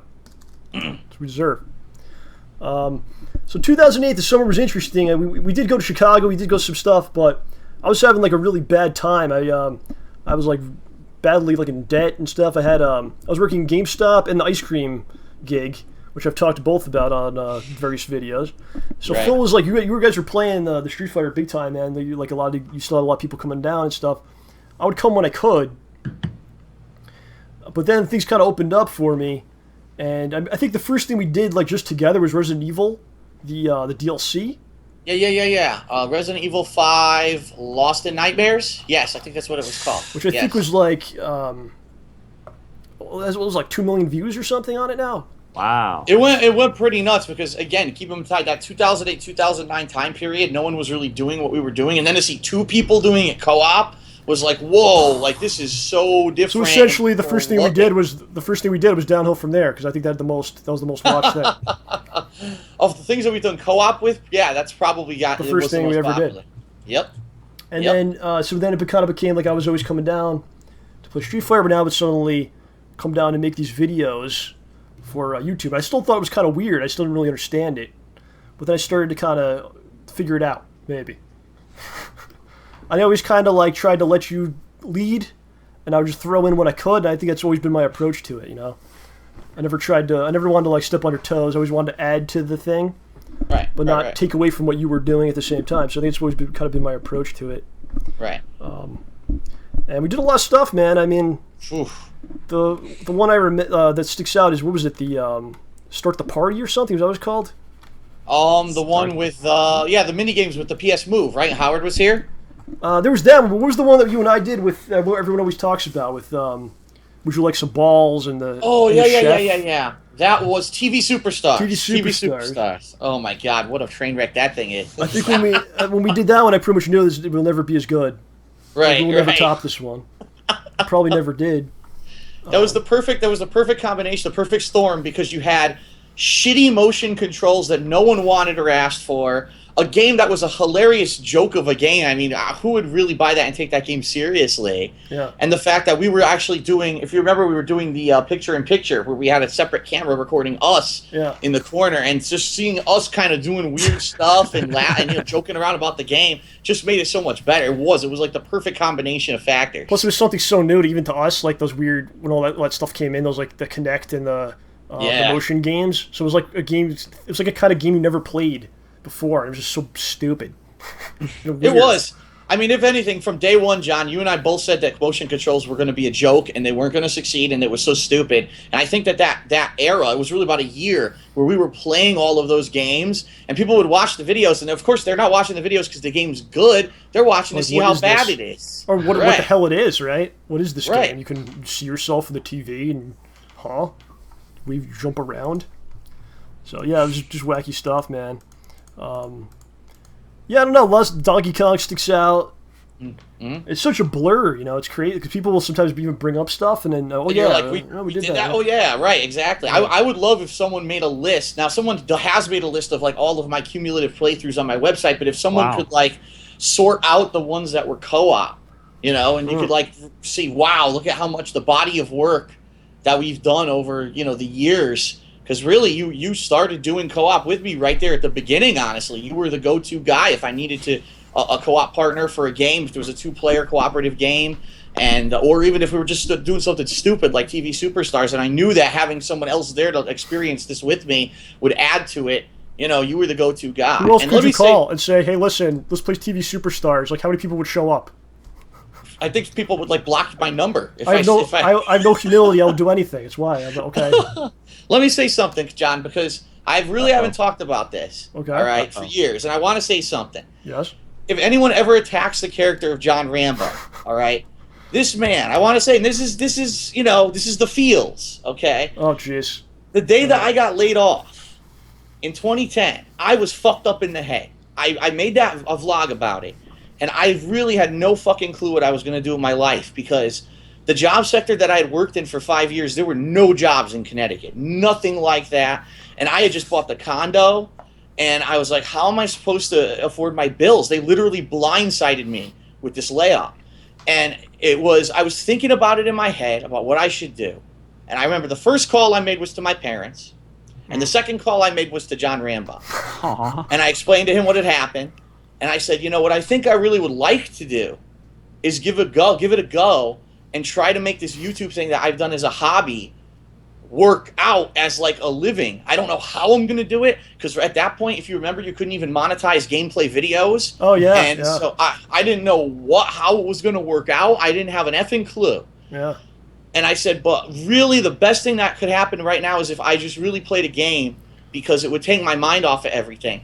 John was here that day.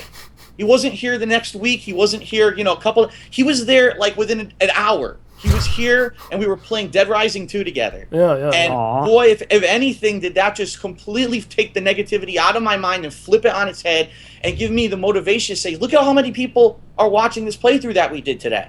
And how people loved it. They loved the fact that John was there to support the fact that I was going to try to do something completely unique and different and make a real go at. At that point, I was viewed as like the internet underdog, because I wasn't backed by anyone. I wasn't signed by anyone.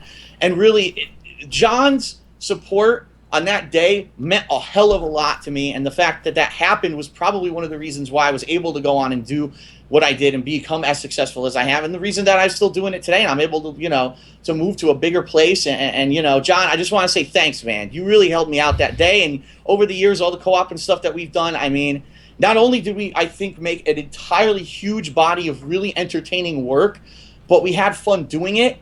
And that's what makes all the difference, because we were two friends who had background doing Street Fighter, coming together to do something completely different and new.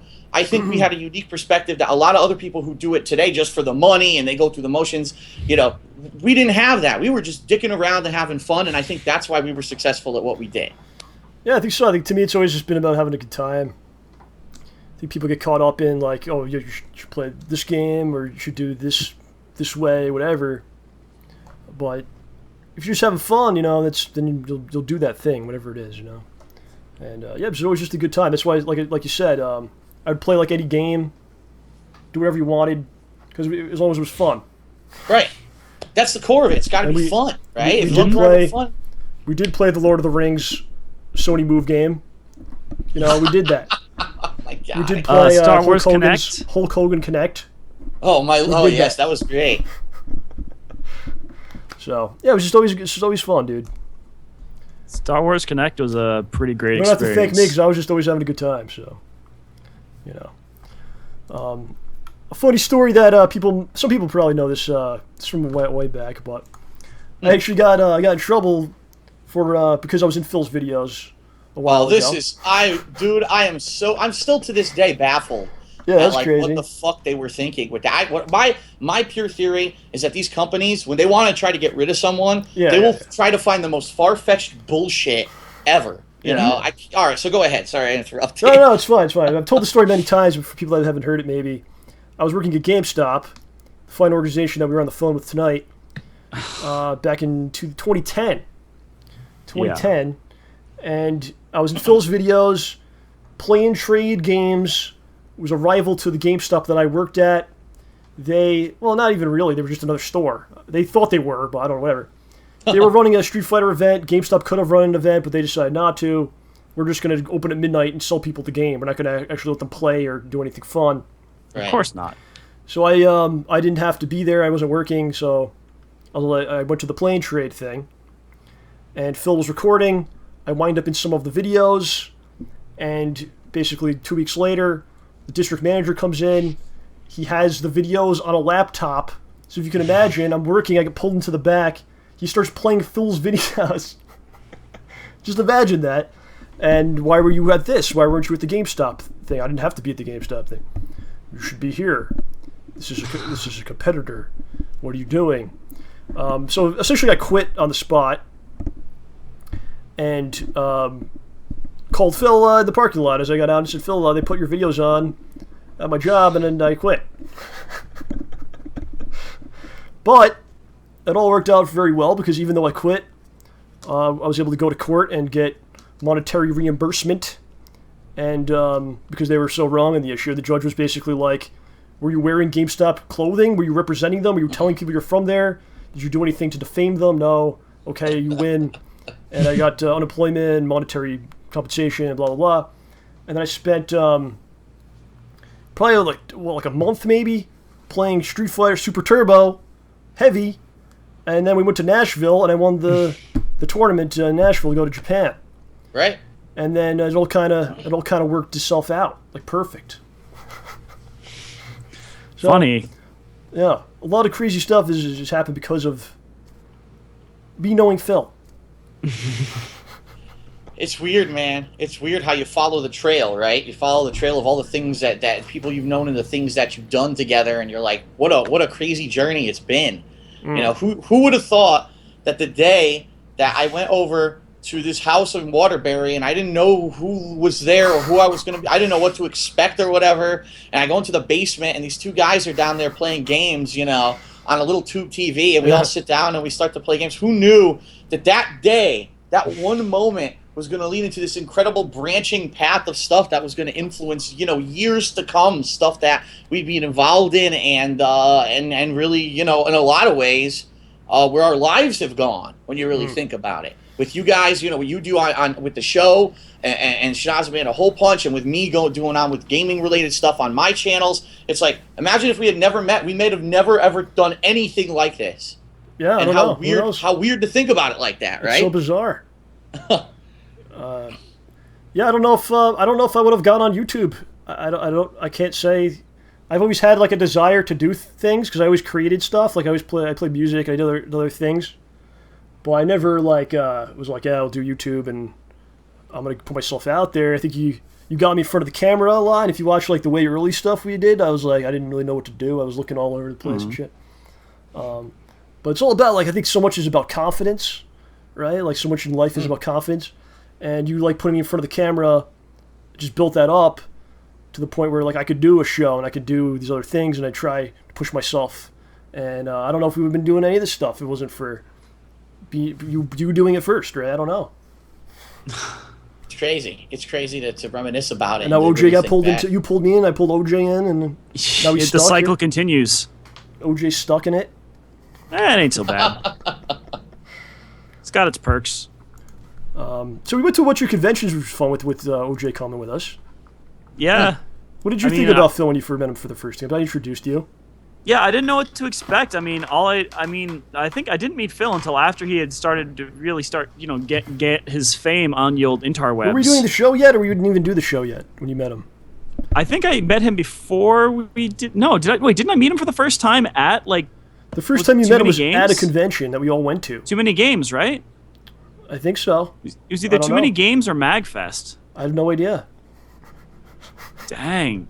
That's really going back. I don't think we were. I don't think you were doing like even like a known. I don't think we were doing the show, or you had even done anything really. No, we hadn't done the show yet. We didn't do the show until after Japan. So Phil's always cool like that. Like if you're like, hey, there's this guy that you might, he's a cool guy. Can we come? And he's always like, yeah, sure. He's always. So I was like, can this guy John come? Okay.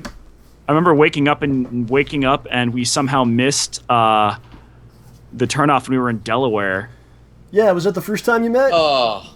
That was Too Many Games the first time. I think so. You wound up in Delaware? That was it? Yeah, I think so.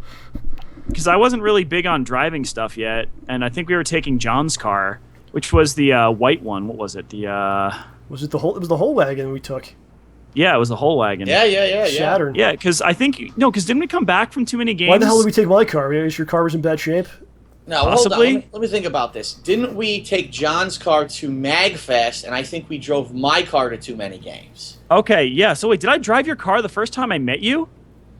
No, I think it would have been Too Many Games, so it would have been... Phil has a knack for this. If you meet him for the first time, he'll let you drive his car. I drive my car. That's how I welcome you. I say, drive my vehicle, please. Can you drive my car? You can drive my car. If you can handle my car, you can be my friend. That's how it works with Phil. That's right. If you scratch it, though, I kill you. What? Then we are enemies. Forever. Yeah. No, I mean, the impression I got from Phil at first was that he was a nice guy. I was a little unsure because I was like, so I'm meeting like this guy that John keeps talking about, and I've wanted to meet him for a while, and it's always weird meeting somebody for that first thing. But dude, you were pretty cool. You were always really nice to me and stuff too. I'm like, the King of Hate's a really nice guy. I don't get it. Yeah, because that's what I mean. A lot of people don't realize that's not what the name means. It doesn't mean that I'm a hateful dick. It's almost like meeting like a wrestler that's like a real dick, and you want him to be that way, but he's just nice to you. You're like, oh, come on. I want to hate him, You meet Mankind, and he's just really nice and polite. He ties your shoes for you. You're like, wait, I don't get it. This isn't what I expected. Yeah. You should be biting something. Exactly. So, that's how it goes, man. Of course, you introduced me to Howard, and I introduced you to John, and it's just a big mishmash of things, right? Right. Yeah, it's crazy. So, Phil, tell us what's going on now. It's been a big blur, but now you're departing soon. This week, what is going on? Oh, gosh. Yeah, it's the movers are finally scheduled. They're coming incredibly early Saturday morning to pick up all of our stuff, and then we're basically stuck here in like an empty condo. When I say us, it's myself and my girlfriend Leanna. We'll be stuck here for a couple of days, but we're flying out on Monday. We are moving. We're getting out of here. Gosh. Washington State, ladies and gentlemen. Moving on up. So it's here's the thing: like you're leaving a lot behind, I guess, but at the same time, you can't be afraid, just like you did many years ago, to say I'm not going to play this game in Street Fighter. I'm going to do this YouTube thing. I think it's a fine balance you have to find, right? Where you try to evolve yourself.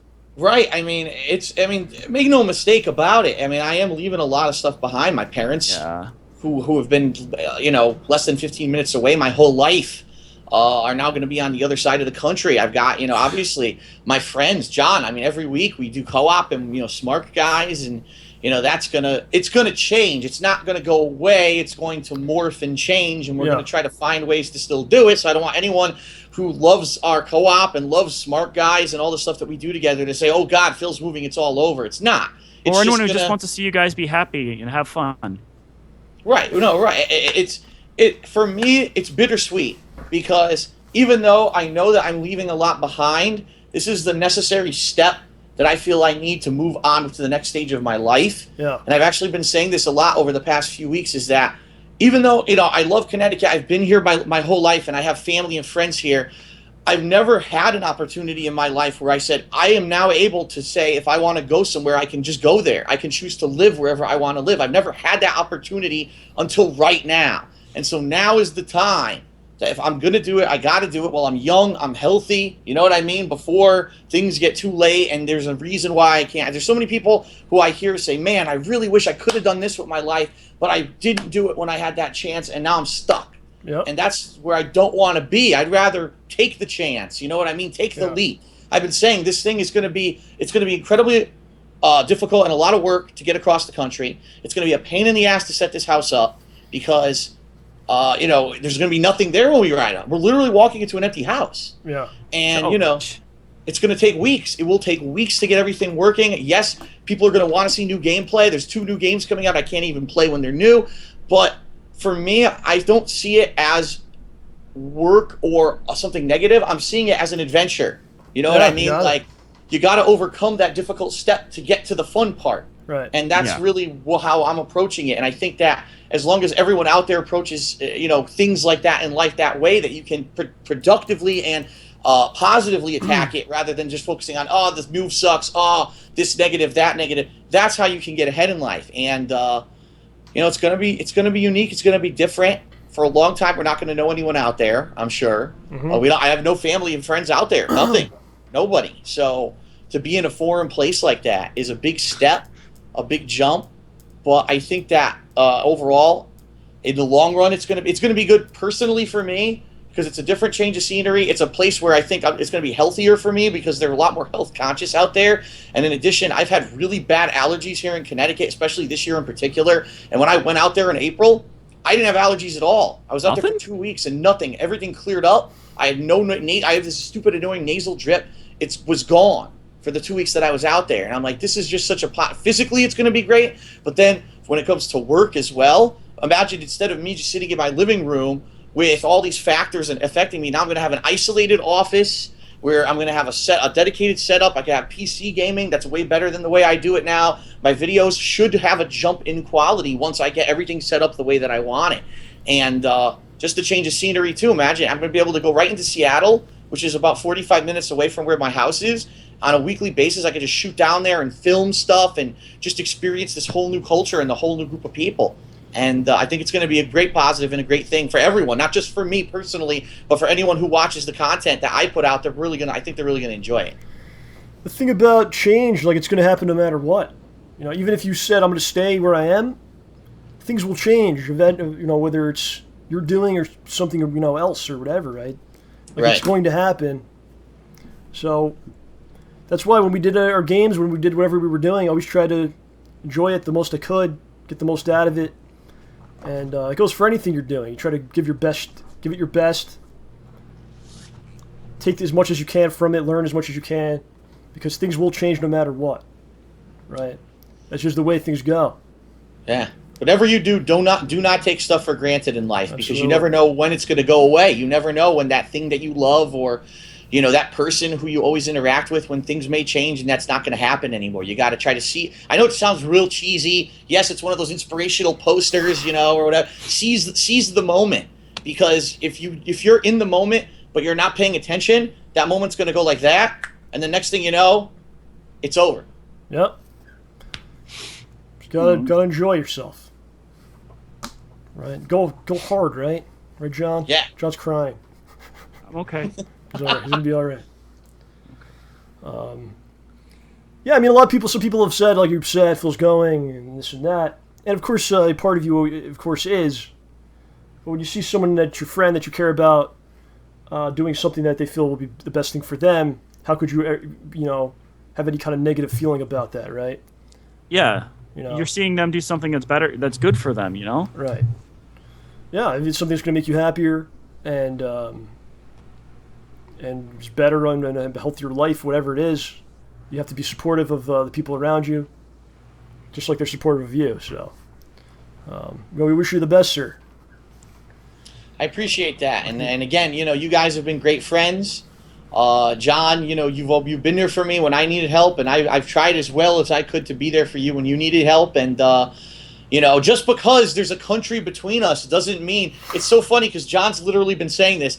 People have been saying, "Well, goodbye, John. We'll never see you again." It's like John's not going anywhere. John has his own thing going. He's got the show. He's got his own YouTube channel. He's got Schnoz Man a whole bunch. He's got his own thing going. People are like, no, well, he's not going to be here every week anymore, so rest in peace, John. And it's like, oh my God. It's kind of funny. It's a little funny when I say, I really like John. Too bad he'll be gone forever. Yeah. It's not like... It's like, am I going to die? Like, do I need to know something? I hope not. It's not even to the extent where, like, we're not going to do stuff together. It's not even true. We even said, because now Smart Guys, our wrestling show, is going to be on Skype, we may even be able to do it even more than we used to be able to. Yeah, sure. We won't have that bye week where I'm spending time with my girlfriend. She's going to be with me full time, so we could easily every Saturday just do the show over Skype. It's actually going to be more content in certain regards. Yeah, I think so. And then people are like, "Oh, he's back." John, we thought he was dead. John's back. It would be funny if there's somebody who didn't actually know what exactly was going on and really thought you were dead. Yeah, maybe. It's a zombie. Get him. Well, I'll say this: I look forward to all the people that ignored me or didn't ever find me. I will find you, and I'm coming. I'm working on a lot of things. Menacing. And you will notice me. You try to ignore me. Oh, it's John. Whatever. We won't even look at what he's doing. You'll see me soon. Don't worry. Please don't threaten the people, and John. OJ's with me. I try to turn people towards your stuff whenever I can, because obviously I'm a fan. I'm not only, a friend of John and OJ. I am a fan of the show. Every week I watch the show. Not live, but, because I'm usually working at this around the same time periods, but I watch it when I can. And, it's funny that some people know just the show, and some people know just my content, but some people will know, okay, there's some crossover when Phil's on John's stuff and when John's sometimes in a playthrough over here, but they don't realize that, like, they both exist. You know what I mean? And that you could watch both. It's okay. If you want to watch both, you'll get a more complete picture of everything. I don't do that much stuff. It's not hard to swallow my stuff. It's not much. But it's like, again, that's part of the journey, right? Because we talked about early on, when I would get second place to you all the time in the Street Fighter, or I would lose this tournament, or I didn't even know how to play. And you learn, and if you continue on the path, you gain the knowledge and the abilities you need. And perhaps that's where we are, and we're getting somewhere, I believe. We're not there yet, but maybe at some point. You stick with it, right? That's what I learned. That's what I learned from the Street Fighter stuff. Mm-hmm. Mm-hmm. Never give up. Never surrender. Yeah. Thanks, Tim Allen. Anything to add, John? We're still here. Phil's still there. We're not going to disappear. Phil's not going to disappear, definitely. We're all just... It's just going to be a little different is all. Yeah, man. Yeah. Well, do you want me to come down before you go, or what's going on? Well, help you move some stuff?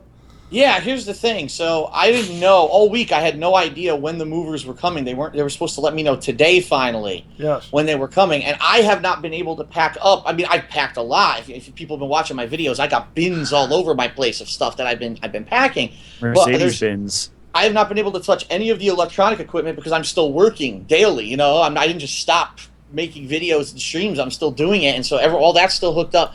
Clothing I haven't even touched yet, which is a big thing. Ugh.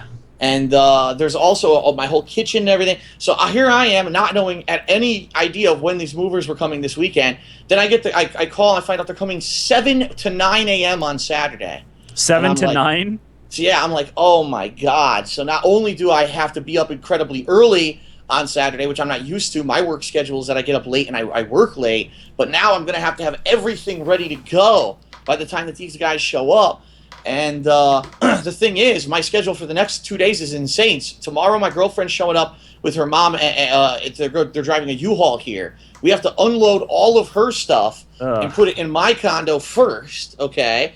Then her mom's staying at a hotel, and then I have to, the next day, Friday, drive her to the train station. From the train station, I have to go to my car dealership to sign all the new paperwork for my new car that I'm going to be getting out in Washington, drop off my car. Well, I'm not doing that till Monday, but sign the paperwork ahead of time. I got to come back here, and within, like, that one night, Friday night, I have to be 100% packed.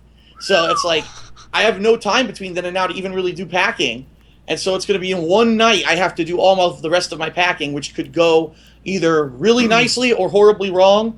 So I have no idea. So yeah, what I would say is I would say probably mid-afternoon, if you could swing by on Friday, that would be great. If you could come and help us, with our final. I have all the packing materials. I just literally have not had the chance to sit here and focus on doing it because I'm so, with work and everything, I'm bouncing off. Today, I was on the phone with about 7 different people involving the move. I was at the doctor's office because I had something going out in my throat, crazy shit. It's like just so much going on at once that I'm just so scatterbrained. It's hard for me to focus. And Friday is going to be like intense, super focused, trying to get stuff done.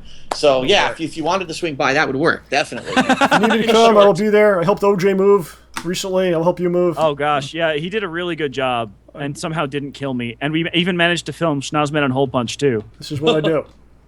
Well, the good news is you won't have to do any heavy lifting because that's what I'm paying the movers to do on Saturday. It's more just a kind of packing everything ergonomically. So bring your geometric spatial skills with you to try to figure out how we can fit stuff into the packing boxes that I have. I break it into smaller pieces with a hammer, and then you can fit it into into anything.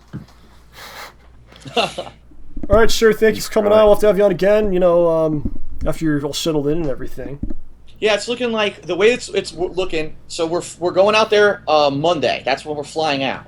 The movers have said the earliest they could get there is 5 days, but more than likely it's going to be around a week to 9 days before they can get the stuff out there. During that period of time, we'll be trying to furnish the place as much as we can, or at least get everything on order as things start to arrive. I fully estimate it's going to take at least 2 weeks, if not longer, to get things fully up and running once we're out there. But once we are fully up and running and I'm able to, jump on another stream with you guys, I'd be more than happy to tell. I'm sure there's going to be a ton of effing stories to tell you about everything that's going to happen with this move. So, of course, is there an IKEA out out Oh, I'm sure there is an IKEA out there. Yes, there is. That will help. Plus, they probably got everything. The country's pretty much become the same kind of landscape of stores and whatnot. So that'll be cool. Well, we'll be able to talk about what is different when it comes to stores and food and stuff out there compared to the East Coast. Because when we went out there in April, there was a lot of difference in just the people, the cultures that were in that area were so diversified. John, from what we have over here. You might be going there, John. If I can get tickets to some conventions out there, then yeah. John might be headed there. That's the cool thing, is that we're 45 minutes away from Seattle, so if we can get tickets, we can literally attend all the major conventions and goings-on that happen in Seattle. So yeah, if OJ, if you and Carol Ann are coming by for convention-related stuff, that'd be sweet, and we can meet up and have dinner, hang out. That'd be cool. That'll be a lot of fun. I'll let you know when we know whether or not we can actually go and which ones we can make. Sounds good. All right, man. Thank you, sir. I guess we'll see you in a couple days, Friday. Yeah, see you Friday. And thank you as always for having me on. It is a pleasure. Like I said, I am a fan as well as a friend, and it's a lot of fun just hanging out with you guys and shooting the shit. So whenever you guys want to have me on and hear about Seattle and what's going on out there, I'd be more than happy to oblige. All right, buddy. Thank you, sir. Talk to you soon. Have a good night, Phil. Thanks again. Thank you. Good night. All right. Wow. Kind of a, I don't know if we could call it an emotional moment or what. John, you better not ever leave me. I have the only one I have left, John. I know. Why can't you just say it that you won't leave me? Because what happens if I eventually do? Then that will make me saying it a lie. Why would you do it? Because you never know what's Give me a circumstance where you would go away, and I'll see if it's okay or not. If I don't know if I Wall. What, like if something I got happened? Is something in the works right now? No, nothing's in the works. The way you're saying it though is like nothing's in the works, man. There's something I need to say, but this is not. I'm not. No, there's nothing in the works, John. Okay. I'm don't know, just what if saying, I think you're better off being around me than not. Okay. I know. I mean, it's just like what if I got fired or something and had to get a new job? I'd have to go wherever the new job was. You would just go. Well, I'd have to, or kind of starve. Oh, come on. Have my student loans kill me. Can you move back in with your parents? Well, That'd be yeah. fine. You're talking about our plans to move to Seattle? What? Huh? Huh? Yes. You're moving to Seattle, John? Yes. She really wants me to, and I am quite happy where I am right now, thank you. See, there's always more to the story, and I can usually tell what's going on. There is something in the works. And he doesn't tell me this. Why? Is this true? What I'm saying is true? Is what you're saying is true? I stumbled upon something. I don't want to go. Wow. Well, this is very alarming news. I can't believe that you didn't mention this to me. This is a bombshell that's dropped on my own program. If something was definite, I would have said something. And we haven't even actually thought of much, except she really wants to go, and I think it's a cool place. But by golly, I have a job here, and I'm not just going to up and leave it. Wow. And no, I'm not looking for a new job either. Well, ladies and gentlemen, I'm going to go blow my brains out now from what I've just heard from OJ. Disgusted. But I hope you enjoyed the show tonight. We had a great time. We saw Mega Man nearly having sex with a woman whose bare buttocks was exposed. You could go back and look at those amazing moments of the show before the show doesn't exist and OJ's gone. Because he wants to live in a cool place, never mind the fact that his friend is here. But it's a cool place. You should go there. Anyway, what else was on today's program? There's a story about a turtle that defecated all over my car. Fake E3, totally true E3 news. We talked to a gentleman from GameStop who did say that you could get Birdonetta. You said Birdo, and he said, yeah, you could get a code for it. He said you can get a Birdo for Bayonetta, so if you need your Birdo costume, head over to your local GameStop. They're going to ask you to reserve some games. Might as well do it since you're there. Trade some stuff in. You just had it for 2 weeks. Trade that shit in and reserve your Birdo at your Seattle GameStop, where apparently all my friends are going.